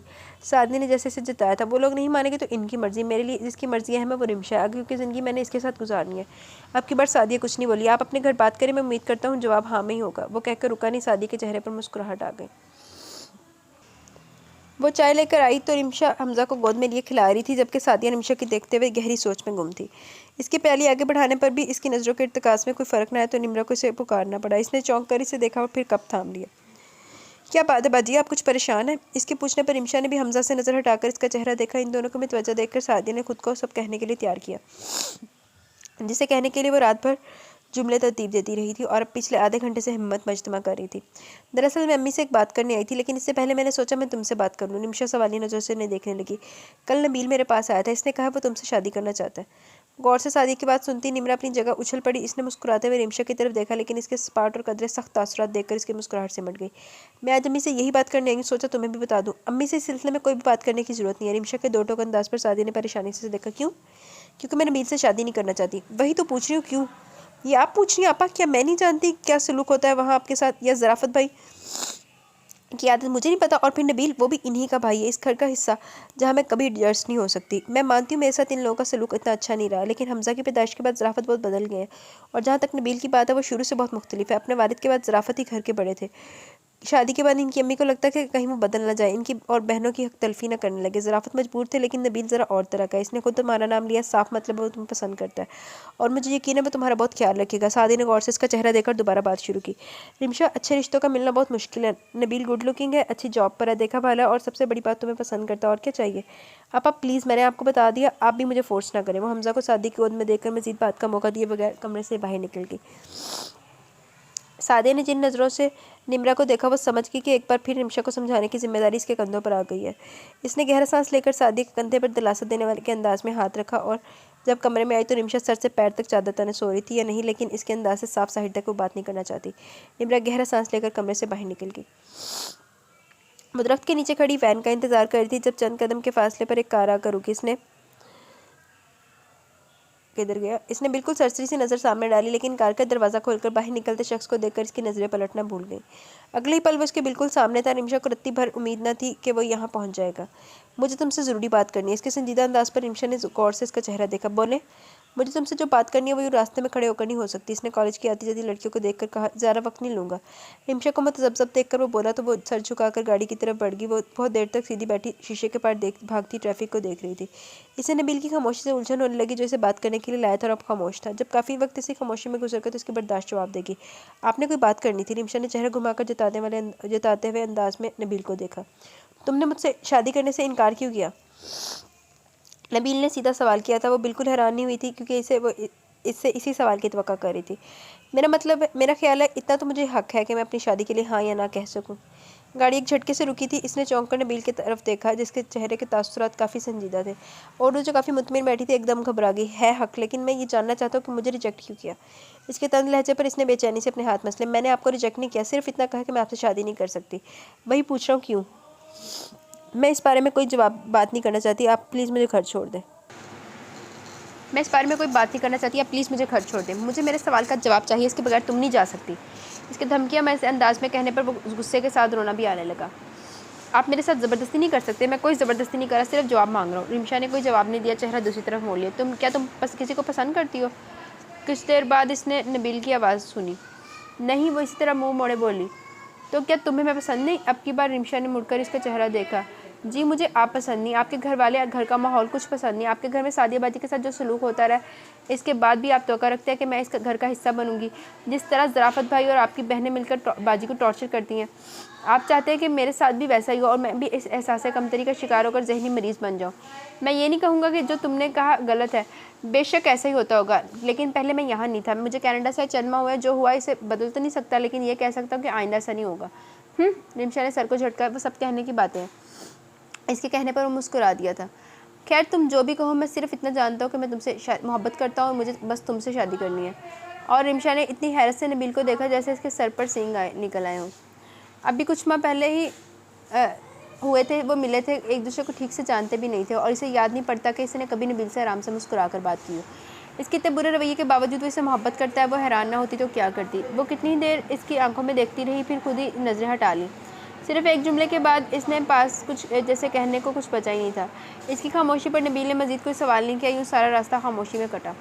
वो गाड़ी में उतरने लगी थी जब नबील ने इसे पुकारा था। मैं नहीं जानता रिमशा तुम्हें मेरी बातों पर यकीन है या नहीं, लेकिन मेरी तुमसे एक रिक्वेस्ट है, तुम एक दफ़ा न्यूट्रल होकर मेरे बारे में सोचो। रिमशा ने कोई जवाब नहीं दिया, बस खामोशी से कार से उतर गई। क्या हुआ, आज देर हो गई? वो मुँह हाथ धोकर वॉशरूम से बाहर आई तो निम्रा इसी के इंतज़ार में बैठी थी। हाँ, वो मुख्तसर से जवाब देकर बैठ गई और हाथों की उंगलियों में से अपनी कनपट्टियों को दबाने लगी। तबीयत ठीक है ना तुम्हारी? निम्रा ने तशवीश से देखा। बस सर में दर्द है। खाना खाओ, फिर चाय के साथ टैबलेट देती हूँ। तुम रहने तो मैं ले लूँगी। निम्रा ने गौर से इसका चेहरा देखा। क्या बात है रिमशा, तुम कुछ छुपा रही हो मुझसे? रिमशा ने सर उठाकर सामने बैठी अपनी हमराज बहन को देखा और फैसला कुन अंदाज में गहरा सांस लिया। आज नबील कॉलेज आया था। निम्रा हैरान तो हुई, लेकिन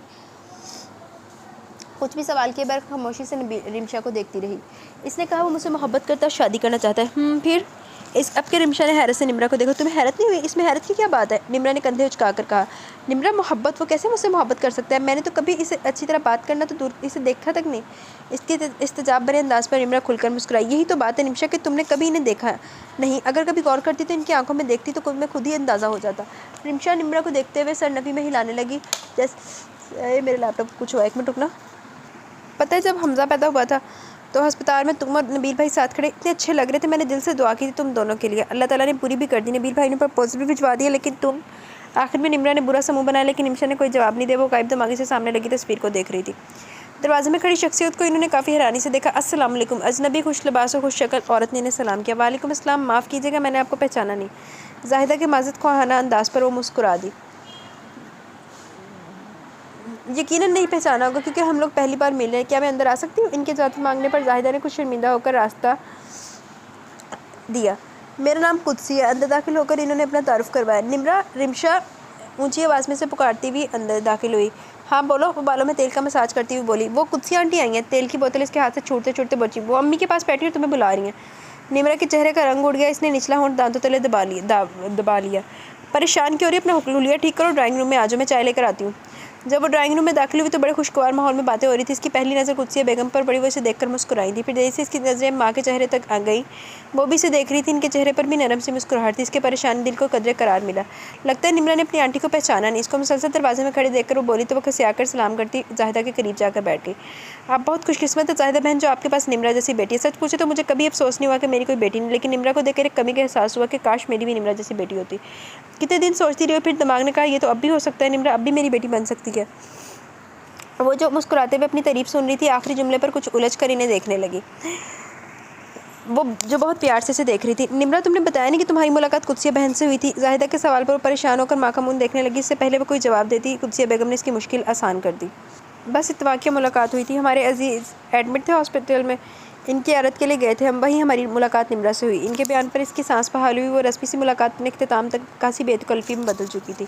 कुदसिया बेगम ने जाहिदा को अपने घर आने की दावत दी और रुखसत हो गई। इनके जाने के बाद जाहिदा ने कुदसिया बेगम की आमद की वजह बताई तो हैरत की शिद्दत से इसका मुंह खुल गया। इसकी हालत देखकर जाहिदा और रिमशा दोनों हंस पड़े थे। मुँह तो बंद करो पागल। रिमशा ने हंसते हुए इसे चपत लगाई तो वो झैंप कर माँ को देखने लगी, जिन्होंने इसे साथ लिपटा लिया। ये पागल नहीं, मेरी बहुत प्यारी बेटी है। इनकी बात पर रिमशा ने प्यारी तो है अम्मी, पर इंतहा दर्जे की बेवकूफ़ भी है। मैं तो आंटी की चॉइस पर हैरान हूँ, इन्हें अच्छा क्या लगा? इसके होंठों पर मुसलसल शरारती मुस्कान थी। अम्मी देखें इसे। निम्रा ने शिकायती अंदाज में जाहिदा से कहा। रिमशा तंग मत करो इसे। इन्होंने रिमशा को टोका था और वैसे भी हीरे की पहचान जौहरी को ही होती है और मेरी बेटी हीरा है, हीरा। निम्रा ने ज़ुबान निकालकर रिमशा को चिढ़ाया जो कहका लगाकर हंस पड़ी थी। देखिए अम्मी कैसे खुश हो रही है। रिमशा ने मुस्कुराती नज़रों से निम्रा की तरफ इशारा किया तो उन्होंने मुस्कुराकर इसका माथा चूमा। अल्लाह ताला तुम दोनों को अपने घरों में आबाद रखे। कहा मैं रिमशा के बारे में सोच रही थी और अल्लाह ने बैठे बैठाए तुम दोनों के इतने अच्छे रिश्ते भेज दिए। इनका चेहरा इनकी सच्ची खुशी की गमाजी कर रहा था। कुदसिया बेगम इन्वाइट करके गई है, वसीम आता तो इससे बात करके इसके घर का प्रोग्राम बनाऊंगी। वो रिमशा से कह रही थी जबकि निम्रा सर झुकाए अपने नाखूनों से खेली। रात बहुत हो गई है, सो जाओ तुम दोनों। वो उठते हुए बोली। इनके बाहर निकलते ही रिमशा बोल पड़ी। मुझे तो इन पर और इनके बेटे पर तरस आ रहा है। रिमशा ने बाकायदा अफसोस का इजहार किया तो निम्रा ने पास पर तकिया उठाकर इसे दे मारा, जिसे कैच करने के बाद वो फिर हंसने लगी। यहाँ सब अपनी मर्जी करते हैं, मुझसे किसी ने पूछने की जहमत ही नहीं कि खुद ही सब तय कर। रिमशा की हुंकारा भरने पर निम्रा ने चौंक कर इसे देखा जो पाँव में स्लीपर डाली थी। कहाँ जा रही हो? इसे दरवाजे की तरफ बढ़ता देखकर निम्रा ने हैरत से पूछा। अम्मी को बताने कि तुम्हें ये रिश्ता पसंद नहीं। रिमशा, वो चीखी। मैंने ये कब कहा? तो फिर पसंद है? रिमशा ने ज़ेर मुस्कुराते हुए से देखा। दफ़ा हो जाओ। वो जाकर बेड पर लेट गई थी। बताओ। रिमशा इनके करीब जाकर बोली तो इसने तकिया मुंह पर रख लिया। रिमशा मुझे तंग मत करो, नींद आ रही है मुझे। नींद आ रही है या मोइस के सपने देखने लगी हो? बको मत पर तकिया में मुंह दे बोली तो रिमशा हंसती हुई इसके पहलू में लेट गई। तुम भी देखो रमीज़ के सपने। निम्रा ने कहने पर इसने मुस्कुराते हुए आंखें बंद कर ली। अगले ही पल इसने झटके से आंखें खोल दी। इसकी मुस्कुराहट सिमट गई थी। बंद आंखों के पीछे कोई और ही मुस्कुरा रहा था। नबील, वो हैरानी से बड़बड़ाई। नबील दे सपने आने शुरू हो गए हूँ, बस नबील दी भी आ जाना। वो गुस्से से सारे कमरे में चक्कर आती फिर रही थी। तकरीबन 1 घंटे पहले ज़्यादा बेगम इसके कमरे में आई थी। ये कहने कि वो रिश्ता देखने जा रही हैं, वो इनके साथ चले। इसने तफसील सुने बगैर तबीयत की खराबी का बहाना करके जाने से इनकार कर दिया। अगर इसे ज़रा भी अंदाज़ा होता कि वो अकेली नहीं वसीम के साथ जा रही हैं तो वो कभी भी इनकार ना करती। वो दोनों माँ बेटा एक साथ गए थे। पता नहीं रास्ते में क्या क्या पटियाँ पढ़ा रही होंगी। ये ख्याल इसे गुस्सा दिलाने को काफ़ी था और ज़्यादा गुस्सा इसे वसीम पर आ रहा था। इसने इसे बताने की जहमत तक नहीं की। वो हाथ मसलती कितनी देर घड़ी को देखती रही, फिर कुछ सोचकर बाहर आ गई। निम्रा और रिमशा दोनों लाउंज में बैठी टीवी देख रही थी। वो दोनों किसी ड्रामे पर तबसरा करते हुए इतनी मगन थी कि इसकी वहाँ मौजूदगी का नोटिस ही न लिया। अच्छा, इसका रिश्ता उधर ये जाए कैंची की तरह चीज़ जुबान है। हंसती हुई रिमशा को देखकर रुखसाना ने मुंह बनाया और फिर इसकी नज़र निम्रा पर ठहर गई। साथ ही जवार की ख्वाहिश भी जहन में आ गई। आखिर क्या है इस लड़की में? इसने बगौर निम्रा की तरफ देखा। बिल्कुल सादा सी तो है इसके जहन में, और बहुत सी लड़कियाँ हैं जो जवार में दिलचस्पी रखती थी।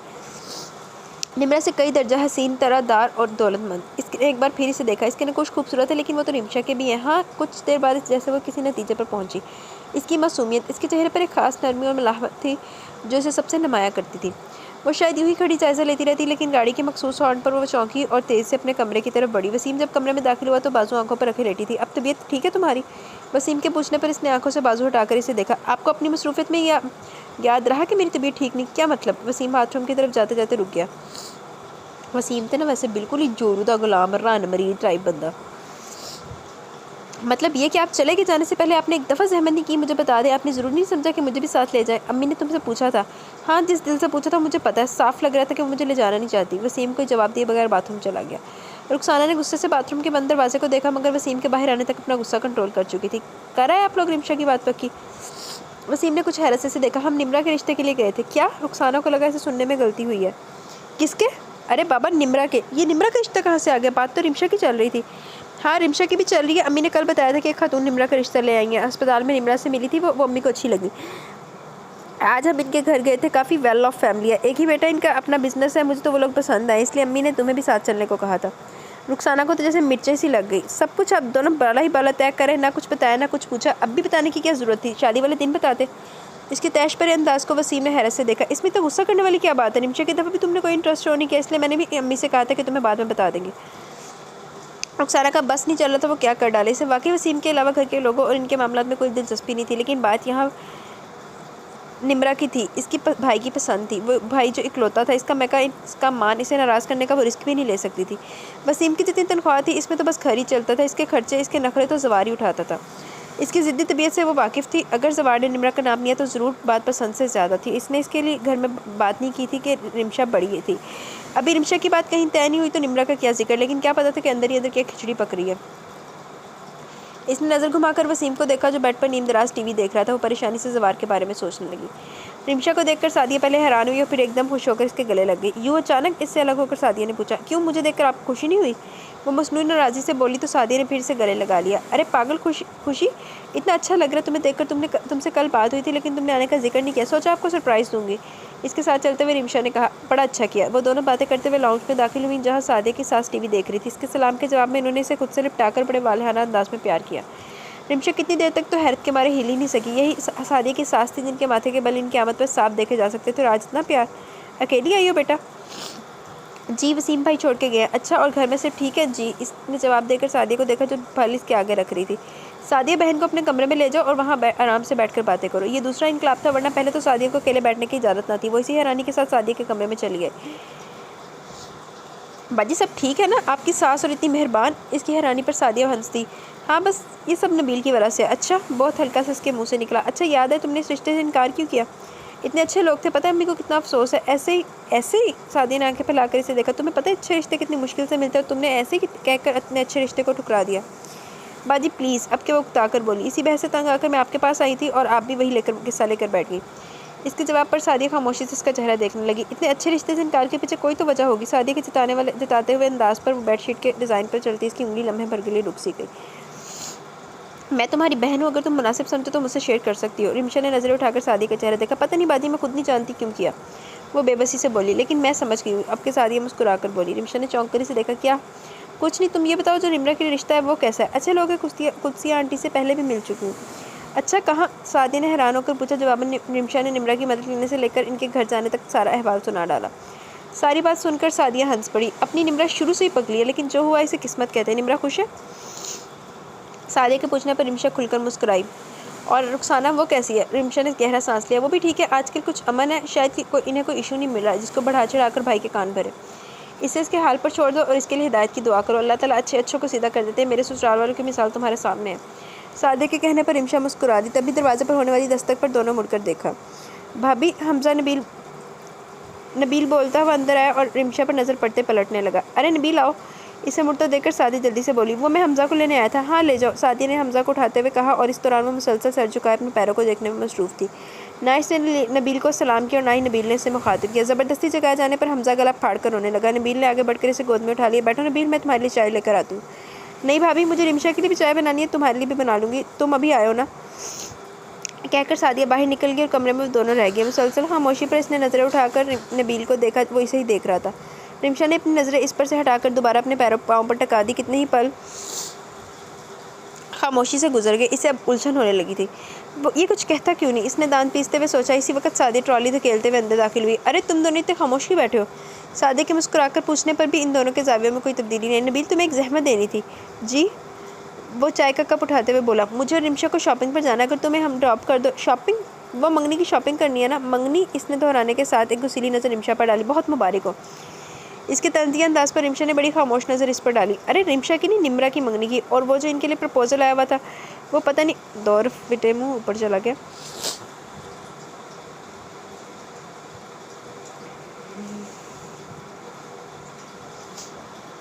वो पता नहीं क्या जानना चाहता था। हाँ, वो रिमशा ने मना कर दिया। मैं भी थोड़ी देर पहले से यही पूछ रही थी। यहाँ तुम शादी से मना कर देते हो, वहाँ रिमशा मना कर देती है। अजीब हो तुम दोनों। शादी के मानी के इस बात पर इन दोनों की नज़रें बेक वक्त एक दूसरे की तरफ उठी और इन दोनों को कुछ कहना नहीं पड़ा था। आंखों ने जैसे सब वाज़ेह कर दिया। सादिया ने बगौर दोनों की शक्लें देखी। नबील, तुम फ्रेश हो जाओ, फिर चलते हैं। मैं हमजा को अम्मी को दे आती हूँ। वो उठकर बाहर निकल गई तो रिमशा भी खड़ी हो गई। तुमने इस प्रपोजल को मना क्यों किया? वो रिमशा के बिल्कुल सामने खड़े होकर पूछ रहा था, जबकि होंठों पर बड़ी गहरी मुस्कुराहट थी। मेरी मर्ज़ी, वो नज़रें चुराते हुए बोली, क्योंकि इसकी जताती हुई मुस्कुराहट से वो अच्छी खासी कंफ्यूज हो गई थी। रिमशा वो इसकी साइड से होती हुई बाहर जाने लगी जब इसकी आवाज़ पर रुक गई। मैं अम्मी और भाभी को भेजूंगा, मुझे यकीन है कि अब तुम इनकार नहीं करोगी। आपको ऐसा क्यों लगता है कि मैं इनकार नहीं करूँगी? अब के वो खुल के मुस्कुराए। इसका जवाब तुम अपने आप से पूछना, इसने धीरे से कहा और बाहर निकल कर रिमशा खुलकर मुस्कुरा दी। नबील के एक इज़हार मोहब्बत ने इसे बहुत कुछ सोचने पर मजबूर कर दिया था। वो ना सिर्फ इससे मोहब्बत करता बल्कि इज़्ज़त भी करता, और सबसे बढ़कर ये कि इसे यकीन हो चला था कि वो इसकी इज़्ज़त करवा भी सकता है। नबील पर किसी और को फोकियत देना निरी बेवकूफ़ी होती। आज सादिया के घर जाकर इसकी थोड़ी बहुत कश्मकश भी ख़त्म हो चुकी थी। रुखसाना, क्या हो गया? वसीम के तीसरी दफ़ा पुकारने पर वो झंझलाई हुई अंदर आई। कब से आवाज़ें दे रहा हूँ, जवार का फ़ोन है। और फ़ोन की तरफ बढ़ते इसके कदम रुक गए। अरे भाई पकड़ो, इतनी दूर से कॉल कर रहा है। रुखसाना ने बड़े मरे मरे अंदाज में फ़ोन थामा। हेलो सिस्टर, कैसी हो? ठीक हूँ, तुम सुनाओ? मैं तो बिल्कुल ठीक हूँ, कुछ दिनों तक आ रहा हूँ, सोचा तुमसे पूछ लूँ किसी चीज़ की ज़रूरत तो नहीं। इसके इनकार पर वो कहकर लगाकर हंस पड़ा। पहली दफ़ा तुमने ना की है। खैर ये बताओ वो कैसी है? कौन? रुखसाना ने दर्जीदा नज़रों से वसीम को देखा जो डायरी पे झुका पता नहीं कौन से हिसाब किताब में मसरूफ़ था। अरे तुम्हारी नंद और अपनी होने वाली बीवी का पूछ रहा हूँ। जवाबन वो चहकते हुए अंदाज में बोला, मगर इसके स्पार्ट से जवाब पर वो कदर गुस्से से बोला, तुमने अभी घर में बात नहीं की? नहीं। क्यों? अब किसके लहजे में हल्का हल्का गुस्सा था। कर लूँगी, वो झंझला कर बोली। ठीक है जल्दी करना क्योंकि मैंने इसके लिए डायमंड रिंग लिया और इसको पहचाने के लिए बेचैन हूँ।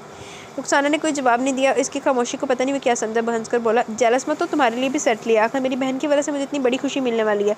अगर तुम वसीम से शादी ना करती तो मुझे मेरी मोहब्बत मुझे कैसे मिलती? आखिर में वो कहकर लगा कर पहुँचा तो रुखसाना की परेशानी में कई गुना इजाफा हो गया। ओके रखता हूँ, अल्लाह हाफिज़। शुक्र था कि इसने खुद ही फ़ोन बंद कर दिया, वरना इसकी इतनी खुशी महसूस करके रुखसाना को आने वाले वक्त से खौफ आ रहा था। वो कितनी देर तक मोबाइल हाथ में लिए गुमसुम बैठी रही। क्या हुआ, ऐसे क्यों बैठी हो? वसीम की आवाज़ पर इसने चौंक कर इसे देखा। क्या कहा सवार ने? वसीम ने पूछने पर इसने इसी गुमसुम अंदाज में सरनफी में हिलाकर उल्टा इसे सवाल कर दिया। आप क्या कर रहे हैं? रुखसाना ने इसके हाथ में पकड़ी डायरी की तरफ देखकर पूछा। हिसाब लगा रहा हूँ निम्रा की मंगनी में होने वाले खर्चे का। इतना ही रिमशा का भी होगा। सिर्फ मंगनी पर लाखों का खर्चा आ रहा है। सोच रहा हूँ शादी पर क्या बनेगा। वो परेशानी से बालों में हाथ चलाता हुआ बोला। तभी रुखसाना के दिमाग में ख्याल आया, 11 में शादी करेंगे तो ना कुछ रखने के लिए लाखों तो खर्च करने ही पड़ेंगे, इसलिए तो अपने अपने होते हैं। 2 जोड़े कपड़ों में भी खुशी खुशी अपनाने को तैयार हो जाते हैं। मैं समझा नहीं। इसके चेहरे पर वाकई ना समझने वाली कैफियत थी। इसमें ना समझने वाली क्या बात है? अगर हम निम्रा की शादी जवार से कर देते तो खर्चा ही नहीं होगा। आपको तो पता है जवार के पास अल्लाह का दिया सब कुछ है, दिल का भी कितना सखी है और फिर आपका देखा भाला भी है। वसीम के चेहरे पर तजब्जब की कैफियत देखकर मजीद बोली, और ये मेरी भी ख्वाहिश है और जवार की भी। मुझे हमें निम्रा बहुत पसंद है। मैं तो आपसे आंटी से बात करने वाली थी, लेकिन आप लोग छुप छुपाते सब तय कर रहा है, मुझे बताया भी नहीं। वो नरूठे अंदाज में बोली तो वसीम पुरसोच अंदाज में डायरी के सफ़े पलटने लगा। अब ऐसे खामोश क्यों बैठे? जवाब दे मुझे। रुखसाना तुमने मुझे अजीब मुसीबत में डाल दिया। क्यों? इसमें मुसीबत क्या है? आपको कोई एतराज़ है मेरे भाई पर? अब के रुखसाना माथे पर बल डालकर गुस्से से बोली। वसीम गड़बड़ा गया। ओ वाला गाना गाना दिल का रे, जोरू का गुलाम मैं तो बन के रहूँगा। अच्छा जी, मुझे क्या बल्कि बन के रहूँगा कि या तो बन चुकी हो या मुझे क्या एतराज़ हो सकता है? मुझे तो जवार पसंद है, बल्कि अच्छा ही होगा अगर ऐसा हो जाए। लेकिन बात अम्मी की है। अम्मी को वो लोग पसंद है और तकरीबन बात भी तय हो चुकी है। सिर्फ बात तय हुई है, मंगनी नहीं हुई। और अगर मंगनी भी हुई होती तो कोई बड़ी बात नहीं। लोग की मंगनियाँ टूटती नहीं है। तो और जहाँ तक आंटी की बात है, अगर आप आंटी से कहेंगे तो वो ज़रूर मान जाएंगी। अब के वसीम कुछ नहीं बोला था। रिसीवर रखते ही इसने आंखें बंद करके गहरा सांस लिया, लेकिन जो ही इसने आंखें खोली इसे झटका लगा। बिल्कुल सामने रुखसाना भाभी खड़ी मशकूक नज़रों से इसे देख रही थी। किसका फ़ोन था? वो रॉन्ग नंबर था। हाथ मसलते निम्रा मुश्किल बोली और रुखसाना के चेहरे पर बड़ी तंजिया मुस्कुराहट आई थी। ये कैसा रॉन्ग नंबर था जिससे तुम पिछले 15 मिनट से बात कर रही थी? निम्रा ने थूक निकल के सर झुका दे। कोई बहाना नहीं सूझा था। वो इनकी चुपती हुई नज़रों से बचने के लिए तेज़ी से चलती हुई अपने कमरे में आ गई। थोड़ी देर पहले मोहित से बात करते हुए जिस सरशारी में मुब्तला थी वो एकदम गायब होगी। अब बस हवासों पर रुखसाना भाभी की आर पार होती नज़रें सवार थी। वसीम परेशानी और घबराहट के साथ अलमारी से कपड़े निकालती रुखसाना को देख रहा था। अब वसीम ने दंदल भाई ने रुखसाना जी की तो चली गई थे। ये तुम क्या कर रही हो? रुखसाना ने एक गुस्सीली नज़र वसीम पर डाली और दोबारा अपने काम में मसरूफ़ हो गई। वसीम ने आगे बढ़कर इसके हाथ से कपड़े छीन लिए थे। मैं पूछ रहा हूँ क्या कर रही हो तुम? पैकिंग कर रही हूँ। रुखसाना प्लीज़ समझने की कोशिश करो, इतनी सी बात पर कोई नाराज़ होकर जाता है। रुखसाना ने गुस्से से वसीम को देखा। इतनी सी बात नहीं है। मेरे भाई के प्रपोजल को रिजेक्ट कर दिया आपने। ये मेरे भाई की नहीं मेरी भी बेइज्जती है। अम्मी ने इनकार नहीं किया, निम्रा की मर्ज़ी नहीं थी दरअसल। और कपड़े बैग में रखकर रुखसाना का हाथ रुक गया। ओह, मुझे पहले ही पता था कि आपकी बहन की मर्ज़ी नहीं होगी। ये रिश्ता जिस तरह है मुझे तो तभी शक हुआ था। यूँ ही कोई सड़क पर मिलने के बाद मुँह उठाकर रिश्ता नहीं ले आता। अब मैंने खुद अपने गुनाहगार कानों से आपकी बहन को फ़ोन पर रोमांस करते सुना है। यहाँ आपकी वालदा ने कोई लेक्चर नहीं दिया होगा। जब आपने मुझसे शादी की थी रिमशा और आंटी ने कितनी बातें सुनाई थी। अब इन्हें नज़र नहीं आ रहा क्या इनकी बेटी क्या गुल खिला रही? रुखसाना, वसीम गुस्से से बोला। चिल्लाएं मत, आपसे ज़्यादा ऊंची आवाज़ में बात कर सकती हूँ। तो फिर वसीम की आवाज़ नहीं निकलनी है। इसने बैग की जिप बंद की और बैग उठाकर दरवाजे की तरफ बढ़ी। वो बाहर निकली तो ज़ाहिर दरवाजे के करीब ही खड़ी थी। बेटा यूँ नाराज़ होकर कोई अपना घर छोड़कर जाता है? ये मेरा घर नहीं है और कभी इस घर के लोगों ने मुझे अपना समझा ही नहीं। ऐसा नहीं रुखसाना, मैंने तुम्हें कभी निम्रा और रिमशा से अलग नहीं समझा। अगर ऐसा होता आंटी तो आप कभी जवार के रिश्ते से इनकार ना करती। क्या बुराई है इसमें? यही कि वो मेरा भाई है। नहीं बेटा, जाहिदा ने प्यार से इसका बाजू थामा। तो फिर इनकार की वजह? अब के जाहिदा ने बेबसी से वसीम को देखा जो नज़रें चुरा गया। तो कब से खामोशी से सुनती रिमशा ज़हरा के पहलू में आकर खड़ी हुई। भाभी, ये रिश्ते दिल की आमादगी से तय होते हैं, ज़ोर ज़बरदस्ती से नहीं। अगर हम निम्रा का रिश्ता मोई से तय करें तो उसका मतलब ये हरगिज़ नहीं हम जवार को पूरा कह रहे हैं। तुम लोग क्या समझते हो? मुझे इससे कोई मतलब नहीं, और जिसकी दिली आमादगी से रिश्ता हो रहा है वो भी मुझे पता है। रुखसाना ने एक तंजिया नज़र किचन के दरवाजे के करीब खड़ी निम्रा पर डाली और बैग घसीटी हुई दरवाजे की तरफ बढ़ गई। वो लाउंज में दाखिल हुआ तो रुखसाना रिमोट हाथ में लिए टीवी की तरफ मतवज्जा थी। तुम कब आई? अभी थोड़ी देर पहले। तुम सो रहे थे? सब ठीक है? रुखसाना ने चौंक कर इसे देखा। हाँ सब ठीक है। अच्छा मगर ये बैग? इसने बैग की तरफ इशारा करते रुखसाना को देखा। मेरा रहने आई हूँ। इसके अब के जवार पूरी तरह इसकी तरफ घूम गया। तुम्हारी वसीम से कोई लड़ाई हुई है? मैंने तुम्हारा प्रपोजल दिया था, इन्होंने मना कर दिया। वो कुछ देर खामोश रहा। वसीम ने मना किया। जवार के पूछने पर इसने सर नफी में हिलाया। नहीं निम्रा ने, मुझे किसी ने बताया कि इसका प्रपोजल आया। वसीम और आंटी जाकर पसंद भी करा। जब वसीम ने मुझे बताया तो मैंने तुम्हारा जिक्र किया। इन्होंने तो कोई इतराज़ नहीं किया, लेकिन निम्रा ने। इतना कहकर वो रुक गई। वो तो मुझे बाद में पता चला कि ये जो रिश्ता हो रहा है, निम्रा पहले से इस लड़के को जानती है और इस रिश्ते की लड़के की पसंद पर ही रिश्ता है। फ़ोन पर बातें होती हैं और तुम इसकी मासूमियत पर फिदा थे। रुखसाना ने तंजिया नज़र जवार के स्याह पड़ते चेहरे पर डाली और फिर इसके चेहरे के तासुरात पर इसे खुद ही अपने तंजिया लहजे का एहसास हुआ तो उठकर इसके करीब आई गई। जवार प्लीज़ तुम अपना दिल बुरा ना करो, मैं तो पहले इस हक़ में नहीं थी। तुम ही कुर्बान हुए जा रहे थे इसकी मासूमियत पर। देख ली इसकी मासूमियत, खुद ही अपने लड़का भी पसंद कर लिया। खैर दफ़ा करो, मैं इससे ज़्यादा अच्छी और खूबसूरत लड़की से तुम्हारी शादी करवाऊंगी। लेकिन इसने कोई जवाब नहीं दिया, ना पिछली दफ़ा की तरह गुस्सा किया, बस खामोशी से पलट गया था। रिमशा ये देखो कैसे। जवार ने निम्रा ने रैक से कासनी काही रंग का काम वाला फ़्राक निकाल कर इसे दिखाया। ज़बरदस्त। रिमशा को पहली नज़र में अच्छा लगा। नबील भाई को भी दिखा दो, अगर इन्हें पसंद आता तो फ़ाइनल कर दो और खुदा का वास्ता अब कुछ ले लो। 6 घंटे से खवार हो रहे हैं और तुम्हें एक ड्रेस भी पसंद नहीं आया। मेरा निकाह है, कोई मजाक नहीं। रिमशा ने मुस्कुराकर इसका फूला हुआ चेहरा देखा। सुनो, मैंने भी अभी शॉपिंग भी करनी है और दूसरा मुझे भूख भी लगी है। अच्छा बाबा तुम कर लो अपनी शॉपिंग और करके यहाँ आ जाना, फिर कुछ खाते हैं, ओके। वो सर हिलाकर दूसरे सेक्शन में आ गई। वो रैक में लटके कपड़ों को उलट पलट कर देख रही थी। रॉयल ब्लू शिफॉन के फ्रॉक पर इसका हाथ ठहर गया। ये रंग तुम पर सूट करेगा। वो बहुत गौर से फ्रॉक को देख रही थी। जब अपने पीछे आती आवाज़ पर इसने चौंक कर पीछे देखा और जवार को देखकर हैरान रह गई। इसकी हैरत पर वो खुलकर मुस्कुराया। कैसी हो? निम्रा ने कोई जवाब नहीं दिया और मुड़कर सूट दोबारा हैंग कर दिया। क्यों, सूट पसंद नहीं आया? चलो कोई बात नहीं, तुम पर तो सभी रंग अच्छे लगते हैं। ये देखो। इसने रैक से एक गुलाबी सूट निकाल कर इसके सामने किया। निम्रा ने एक नज़र सूट पर डालकर कदम आगे की तरफ बढ़ा दिए, लेकिन अगले कदम पर इसे रुकना पड़ा। इसका बाजू जवार के हाथ में था। इसकी जुर्रत पर वो परेशानी से देखने लगी जो गुस्से में से देख रहा था। मैं तुमसे बात कर रहा हूँ, हाथ छोड़े मेरा। इसने अपना हाथ खींचते हुए कहा, मगर वो मजीद इसके करीब आ गया तो इसने हरासा होकर इर्द गिर्द किसी को मदद के लिए तलाश किया, लेकिन वहाँ कोई नहीं था। डर क्यों रही हो? तुम्हें खा तो नहीं जाऊँगा, और जब तक तुम मेरी बात नहीं सुन लेती तुम यहाँ से नहीं जा सकती।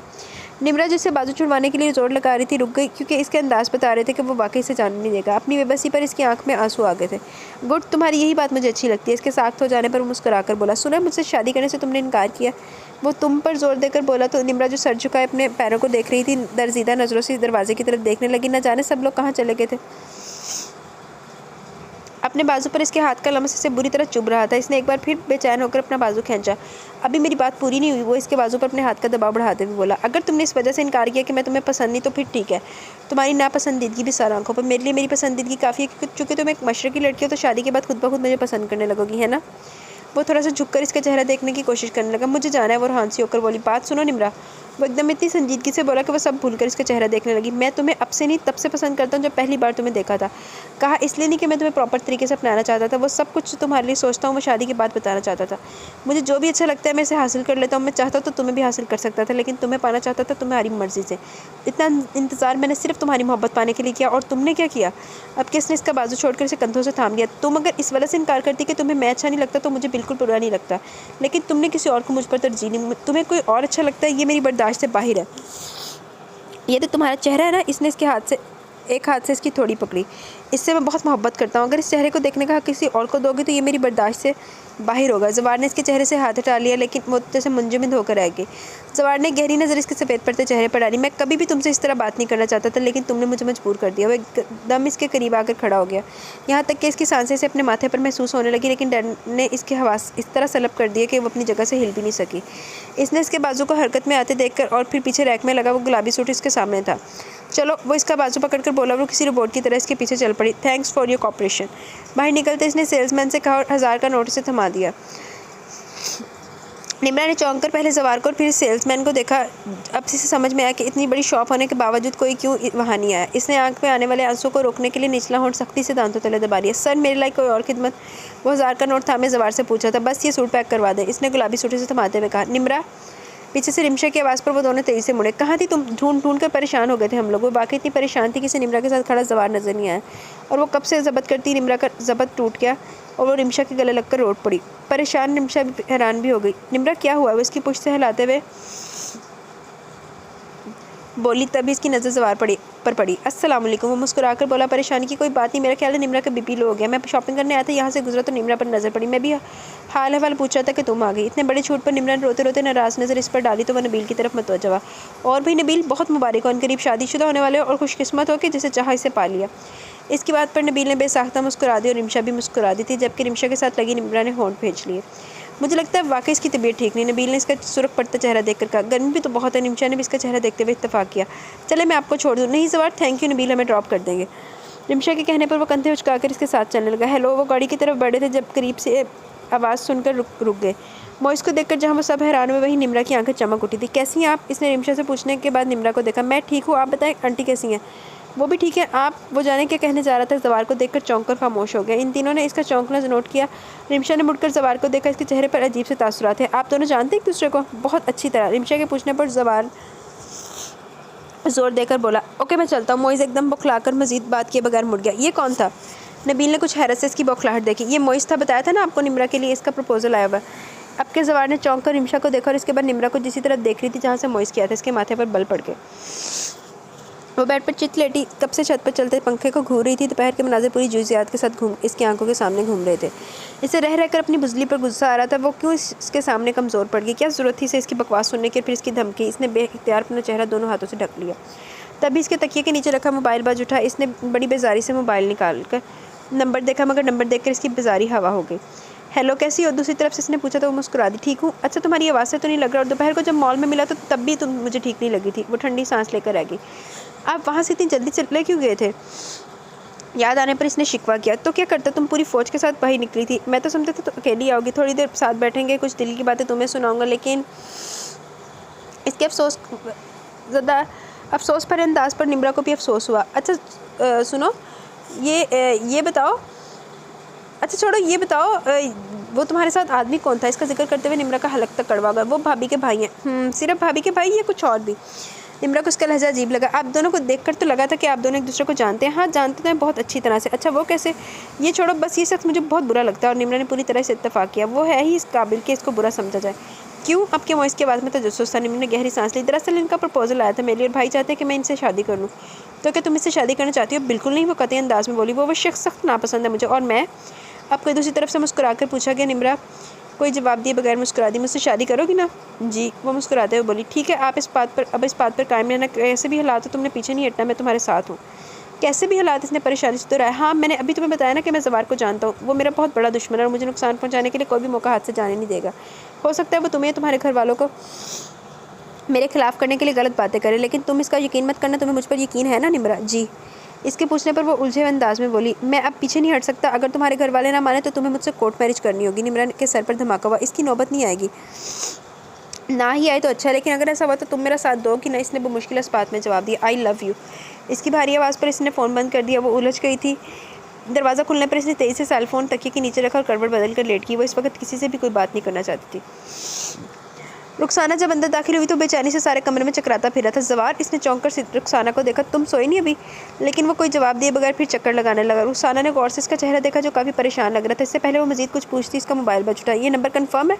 वो दूसरी तरफ पूछ रहा था। Okay thanks. इसके फ़ोन बंद करके जल्दी से दूसरा नंबर मिलाया। वो फ़ोन कान से लगाए, शायद दूसरी तरफ से फ़ोन उठाए जाने का इंतज़ार कर रहा था, जबकि रुखसाना मुसलसल उलझी नज़रों से देख रही थी। ज़वार बात कर रहा हूँ। इसके तारुफ करवाने पर दूसरी तरफ से कहका सुनाई दिया। बताने की ज़रूरत नहीं, मैं पहचान गया और तुम्हारे फ़ोन का इंतज़ार कर रहा था। इसके जताते हुए अंदाज पर ज़वार के होंठ भेज के बोलो क्यों फ़ोन किया है? निम्रा से दूर रहो। वो एक लफ्ज़ पर जोर देकर बोला तो मोइस हंस पड़ा। क्यों? इससे तुम्हें मतलब नहीं होना चाहिए। वो तंज़ी अंदाज में बोला। तुम्हें जितनी तकलीफ़ हो रही है मालूम होता है कि बात कुछ और ही है। बड़ी हैरत हो रही है। ज़वार शाह को मोहब्बत होगी और वो भी ऐसी लड़की से जो ज़वार से मोहब्बत नहीं करती, बल्कि ज़वार शाह के सबसे बड़े दुश्मन से शादी करना चाहिए। बकवास बंद करो अपनी। वो एकदम चीख उठा। और चीखो ज़वार शाह, बड़ा सुकून मिला तुम्हारी चीख सुनकर। मैं आखिरी दफ़ा कह रहा हूँ निम्रा से दूर रहो, वरना तुम्हारा वो हशर करूँगा कि तुम्हें अपनी ज़िंदगी से नफरत हो जाएगी। पहले भी तुम मेरे साथ बहुत बुरा कर चुके हो, लेकिन अब मेरी बारी है। मुझे हमेशा इस लम्हे का इंतज़ार है कि तुम्हें तड़पते देखूं। वो लम्हा अब आ गया। मैं अब तुम्हारी महबूबा का वो हशर करूँगा कि अपनी ज़िंदगी से नफरत करने लगेगी। इसके लहजे में सांप की सी फनकार थी। इसे इस तरह अपने जाल में फंसाया कि इसका निकलना मुश्किल है। बचा सकते हो तो बचा लो। वो हंसते हुए बोला। तुम बाज नहीं आओगे? ज़वार ने काफ़ी संजीदगी से पूछा। मुझे क्यों कह रहे हो? निम्रा से कहो वो मुझसे शादी से इनकार कर दे। मोइज़ ने जैसे इसकी बेबसी का मजाक कर। ज़वार शाह, एक लड़की ने तुम्हें मेरे सामने घुटने टेकने पर मजबूर कर दिया। इससे ज़्यादा इसमें ज़ब्त नहीं था। इसने फ़ोन ऑफ करके बेड पर फेंक दिया। रुखसाना जो खामोशी से टेलीफोन पर इनकी गुफ्तगू सुन रही थी, काफ़ी हद तक समझ गई। ये वही मोइज़ है? रुखसाना के पूछने पर इसने इस बात में सर हिलाया। ये जेल से बाहर कब आया पता नहीं। वो परेशानी से बालों में हाथ चलाता हुआ बोला। निम्रा को रोकना होगा, वजह से खुद कलामी के अंदाज में बोला। रुखसाना ने कुछ हैरत से देखा। जब वो खुद कुएं में छलांग लगाना चाहती तो तुम क्यों उसे बचाना चाहते हो? ठोकर खाएगी तो इसे अंदाजा होगा मेरे भाई को ठुकरा कर इसने क्या खोया। जवार ने गुस्से से देखा। रुखसाना बेहिसी की कोई हद होती है, वो सिर्फ वसीम की बहन नहीं मेरी मोहब्बत भी है। मेरी मोहब्बत यानी मेरी इज्जत। रुखसाना कदर शर्मिंदा होकर बोली। तो तुम क्या करने वाले हो? मोइस की बातों से लगता है वो काफ़ी हद तक निम्रा को ब्रेन वॉश कर चुका है। सो इससे बात करने का कोई फ़ायदा नहीं। वसीम को या आंटी को मोइस की हकीकत बतानी होगी, इसने रुखसाना को देखते हुए कहा। और तुम कल तैयार रहना, मैं तुम्हें छोड़ने तुम्हारे घर जाऊँगा। रुखसाना ने गहरा सांस लेकर सर हिलाया। वो खुद भी अब अपने घर जाना चाहती थी। इन सब के चेहरों पर नाकाबिले फ़हम यकीन तासुरात थे। वसीम ने परेशानी से अपनी पेशानी को मसला, जबकि रिमशा के जहन में कल का मंजर एक कदम ताज़ा हुआ जब जवार को देखकर मोइस बुखलाकर भागा था। सबसे ज़्यादा बुरी हालत जाहिदा की थी। या मेरे मौला, इतना बड़ा धोखा! इनकी आंखों से आंसू निकल आए। कोई इस तरह भी धोखा देता है? यूँ बेटियों की इज्जतों से खेलते हैं। और अगर मैं अपनी बच्ची को इन लोगों को दे देती तो? वो इस तसव्वुर से ही कांप उठी, बल्कि वहाँ मौजूद सब लोग। लेकिन जवार, वो कुत्सी आंटी, वो माँ होकर इस घिनौने काम में इसका साथ देती हैं। रिमशा के सवाल पर जवार तंज़िया अंदाज में मुस्कुराया। वो इसकी मां नहीं बल्कि जुर्म के इस खेल में इसकी पार्टनर है। वो पहले भी इस तरह कई लड़कियों की ज़िंदगी बर्बाद कर चुके हैं। कमरे में महसूस की जाने वाली खामोशी छा गई। मैंने आपको ये सब इसलिए बताया कि आप निम्रा को समझाएं, क्योंकि मुझे नहीं लगता वो मेरी बात पर यकीन करेगी। और इसके फ्यूचर को सिक्योर करने के लिए ज़रूरी आप जल्द से जल्द इसकी शादी कर दें। इसकी तजवीज़ पर वो तीनों हैरानी से देखने लगे। बेटा, इतनी जल्दी कैसे कोई अच्छा रिश्ता मिलेगा? जाहिदा परेशानी से जवार से पूछ रही थी। अगर आपको एतराज़ ना हो तो अगर आपको मुझ पर भरोसा है तो मैं आज ही निम्रा से निकाह करने पर तैयार हूँ। इन तीनों ने चौंक कर जवार का चेहरा देखा। वो कमरे में दाखिल हुई तो ठिठक कर रह गई। सारा कमरा बिखरा पड़ा था। निम्रा, वो चीखती हुई इसकी तरफ बड़ी जो ड्रेसिंग टेबल पर रखी चीज़ें फेंकने लगी थी। क्या करियो, पागल हो गई हो? हाँ, पागल हो गई हूँ। रिमशा ने हैरत से इसके बिखरे हुए बालों और सूजी हुई लाल आंखों को देखा। किससे पूछकर जवार के साथ मेरा निकाह तय किया है? मुझे सख्त नफरत है इस आदमी से। क्या मुझे इतना भी इख्तियार नहीं कि मैं अपनी पसंद के शख्स के साथ शादी कर सकूं? वसीम भाई ने अपनी पसंद की शादी कर ली, अम्मी ने कुछ नहीं कहा। तुमने भी अम्मी की पसंद के लड़के को रिजेक्ट करके नबील भाई को पसंद कर लिया, वहाँ भी किसी को एतराज़ नहीं हुआ, फिर मेरी दफ़ा क्यों? वो रोते हुए घुटनों के बल कलीन पर बैठ गई। हमने तुम्हारी पसंद को तरजीह दी थी, लेकिन शायद तुमने सुना नहीं जवार ने क्या बताया मोइस के बारे में। वो एक क्रिमिनल है, जेल काट कर आ चुका है, स्मगलर है, लड़कियों को स्मगल करता है। तुमसे मोहब्बत के लिए शादी नहीं कर रहा, तुम्हें बेचने के लिए शादी का ढोंग कर रहा है। रिमशा ने सारी मुरव्वत भुलाकर इसे तलख हकीकत सुना दी, लेकिन इस वक्त इसके अक्ल पर पर्दा पड़ चुका था।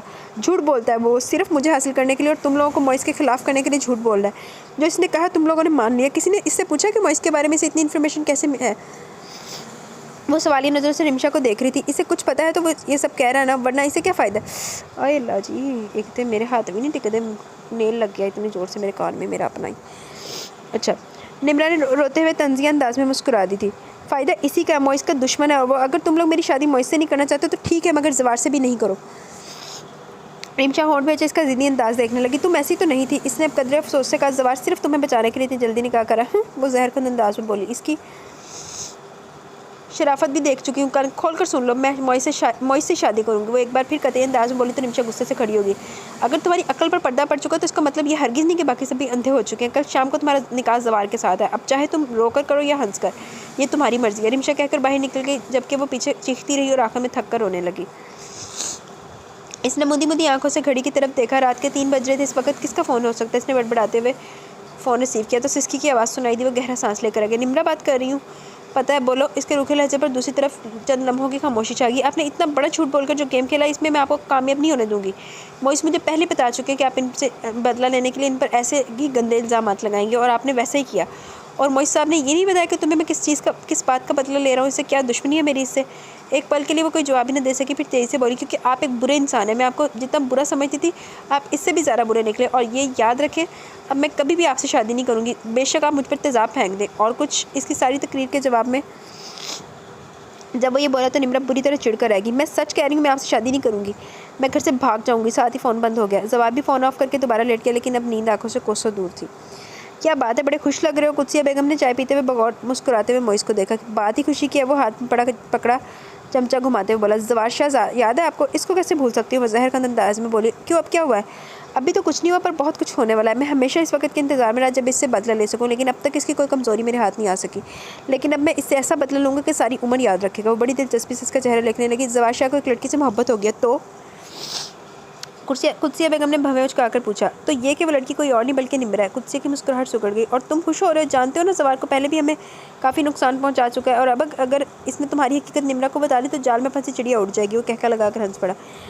जवार ये कोशिश कर चुका है, बल्कि शाम को निकाह भी कर रहा है निम्रा से, लेकिन ऐसा कैसे हो सकता है कि जिसे मैं अपनी मोहब्बत का झांसा दूँ और वो आसानी से इससे निकल सके? आज तक तो ऐसा हुआ नहीं। मतलब कुत्सिया बेगम नासमझी से इसके चेहरे पर फैली मुस्कुराहट का देखने लगी। अभी निम्रा का फ़ोन आया था, वो मेरे अलावा किसी और से शादी नहीं करना चाहती। फिर कुत्सिया बेगम दिलचस्पी से बोली, फिर ये कि अब मैं इसे लेने जा रहा हूँ। मैं सोच रहा था कि कैसे इसे यहाँ बुलाऊँ, और अब वो खुद ही आ रही है बर्बाद होने के लिए, तो मैं ये मौका खोकर जवार को कोई मौका नहीं देना चाहता। आप शेख साहब को फ़ोन कर दें, 1 घंटे में पहुँच जाएँ। वो टेबल से चाबियाँ उठाकर सीटी बजाता हुआ बाहर की तरफ बढ़ गया। इसने शीशे से झाँक कर देखा, वसीम जा चुका था। इसने कुछ लम्हे पुरसोच नज़रों से पार्लर के दरवाजे को देखा और गहरा सांस लेकर मोबाइल से मॉइस का नंबर डायल किया। 15 मिनट बाद वो इसके सामने था। घर से जब वो निकली तो इसे कोई डर या खौफ नहीं था, लेकिन जो गाड़ी आगे बढ़ी थी, इसकी परेशानी में इजाफा हो रहा था। एक एहसास नदामत था जो मुसलसल को चौके लगा रहा था। तुम्हारी तबीयत ठीक है? मॉइस के पूछने पर इसने पेशानी को उंगली से दबाया था। मैं पूछ रहा हूँ जवार ने क्या कहा था मेरे बारे में? यही कि आप मुजरिम में लड़कियाँ स्मगल करते हैं और सब जैसे इसकी बात पर ही मान लिया, लेकिन मैंने यकीन नहीं किया। कहने के साथ इसने दांत तलब नज़रों से मॉइस को देखा, जिसके होंठों पर मुस्कुराहट आ गई। निम्रा ने नासमझी से इसकी मुस्कुराहट को देखा। कार रुकते इसने हैरत से ट्राफ पर नज़र डाली। ये हम कहाँ आ गए? मेरे दोस्त का घर है, इसने यहाँ काजी को और गवाह का इंतज़ाम किया। वो उतरा तो वो उलझी सी इसके पीछे चलने लगी। वो एक छोटा सा घर था। इसने सहमी हुई नज़र घर की खामोश दीवारों पर डाली। आंटी का है, तुम बैठो। तो इसके कहने के साथ इसे हल्का सा धक्का भी दिया, तो वो जो अपने ध्यान में खड़ी थी लड़खड़ाकर सोफे पर गिरी। इसने बेयकीनी से सामने खड़े मॉइस को देखा, जो फ़ोन पर कोई नंबर मिला रहा था। जी शेख साहब, किधर हैं आप? वो किसी से पूछ रहा था। ओके जल्दी आए, मेरे पास टाइम नहीं है। अपनी अमानत ले जाओ, मेरी अमानत मुझे सौंप जाए। दूसरी जानिब से पता नहीं क्या कहा कि वो कहकर लगाकर हंस पड़ा। ऐसा नहीं है, आप देखेंगे तो मुझे दाद दिए बगैर नहीं रह सकेंगे। इसने ऐसी नज़रों से निम्रा को देखा कि खौफ की एक लहर इसके पूरे वजूद में सरायत करी। कुछ गलत होने का एहसास अलार्म की तरह इसके गिर्द बजने लगा।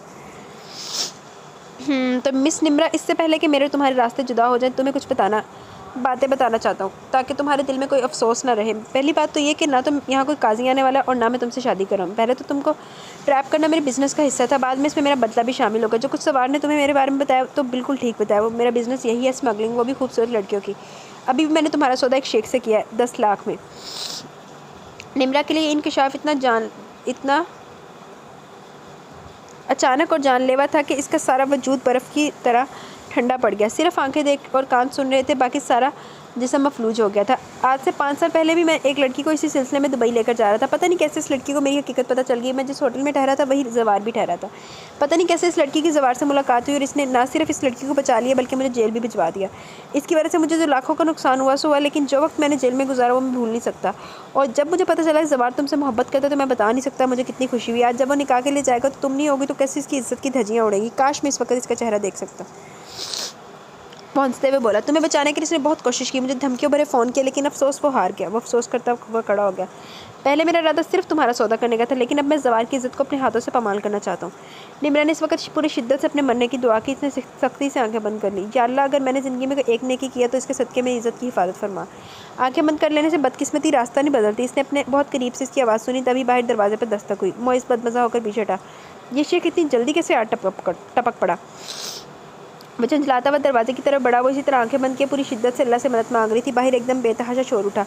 भागते कदमों की आवाज़ करीब से आने लगी। निम्रा करीब से आती जानी पहचानी आवाज़ इसे अपना वहम लगी। निम्रा, अब किसी ने इसका चेहरा थपथपाया। इसने अपनी आंखें खोल दी। इसने दोबारा आंखें बंद करके खोली, लेकिन चेहरा नहीं बदला। तुम ठीक हो? वो परेशानी से इसका चेहरा देख रहा था। इसकी आंखों में पानी इकट्ठा होना शुरू हो गया, हत्ता कि वो चेहरा धुंधला सा गया। निम्रा, इसने इसका कंधा हिलाया। वो एकदम इसके सीने से लगकर चीख उठी। वो काफ़ी देर यूँ चीखती रही, फिर इसकी चीखें आंसुओं में और आंसू सिसकियों में बदल गए। इतनी देर जवार यूँ ही साख्त इसके साथ लगाए खड़ा रहा, यहाँ तक कि निम्रा ने खुद ही सर उठाकर इसका चेहरा देखा। सब ठीक है, अब आओ। वो आगे बढ़ा तो निम्रा ने इसकी शर्ट मजबूती से थाम ली। जवार ने पीछे मुड़कर देखा। वो पूरी तरह डरी हुई लग रही थी। इसने मजबूती से इसका हाथ थाम लिया। बाहर पुलिस की गाड़ियाँ थी। माजिद, जवार की आवाज़ पर पुलिस वर्दी में मलबूस आदमी जो SSP था इसके करीब आया। जवार, तुम फिक्र मत करो, भाभी को लेकर जाओ, मैं इन लोगों को देख लूँगा। भाभी कहने पर निम्रा ने चौंक कर इसे देखा। माजिद, अब की बार ये छूटना नहीं चाहिए। लोगों की इज्जतों से खेलने वाले ये लोग माशरे का नासूर होते हैं। इतने जितनी जल्दी ख़त्म कर दिए थे इतना ही अच्छा है। जवार ने गुस्से से इस तरफ देखा जहाँ मोइस पुलिस के नरगे में बैठा था।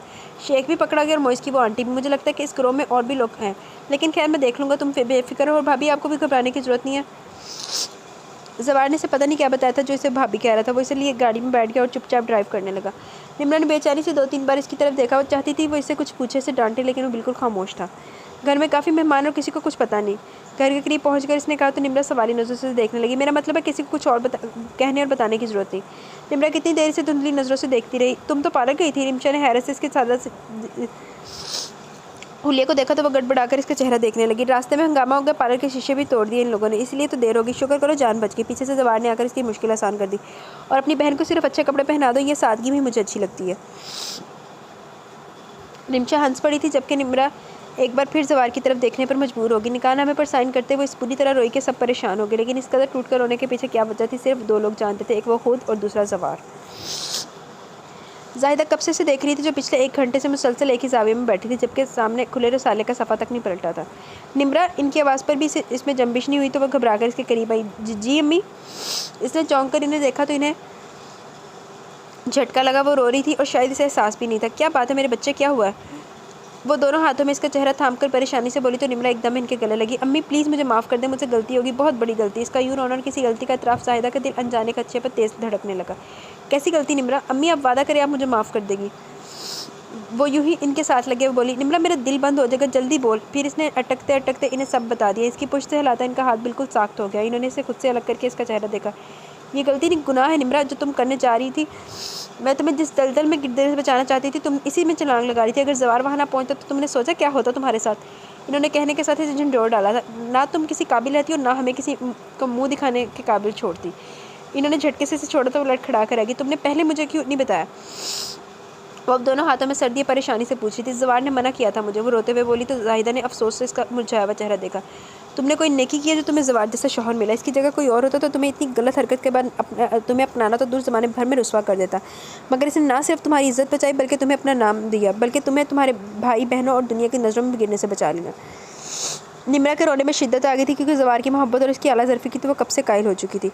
अम्मी प्लीज़ मुझे माफ़ कर दे, वरना मैं इस बोझ तले मर जाऊँगी। वो एक बार फिर गिड़गिड़ाई। मैं माँ हूँ तुम्हारी निम्रा, तुम्हारी 100 गलतियाँ माफ़ कर सकती हूँ, लेकिन अब तुम्हें माफ़ी जवार से मांगी होंगी। इसने तुम्हें माफ़ कर दिया तो समझो मैंने तुम्हें माफ़ कर दिया। वो कहकर रुकी नहीं थी, जबकि वो बरसती नज़रों से कितनी देर बंद दरवाजे को देखती रही।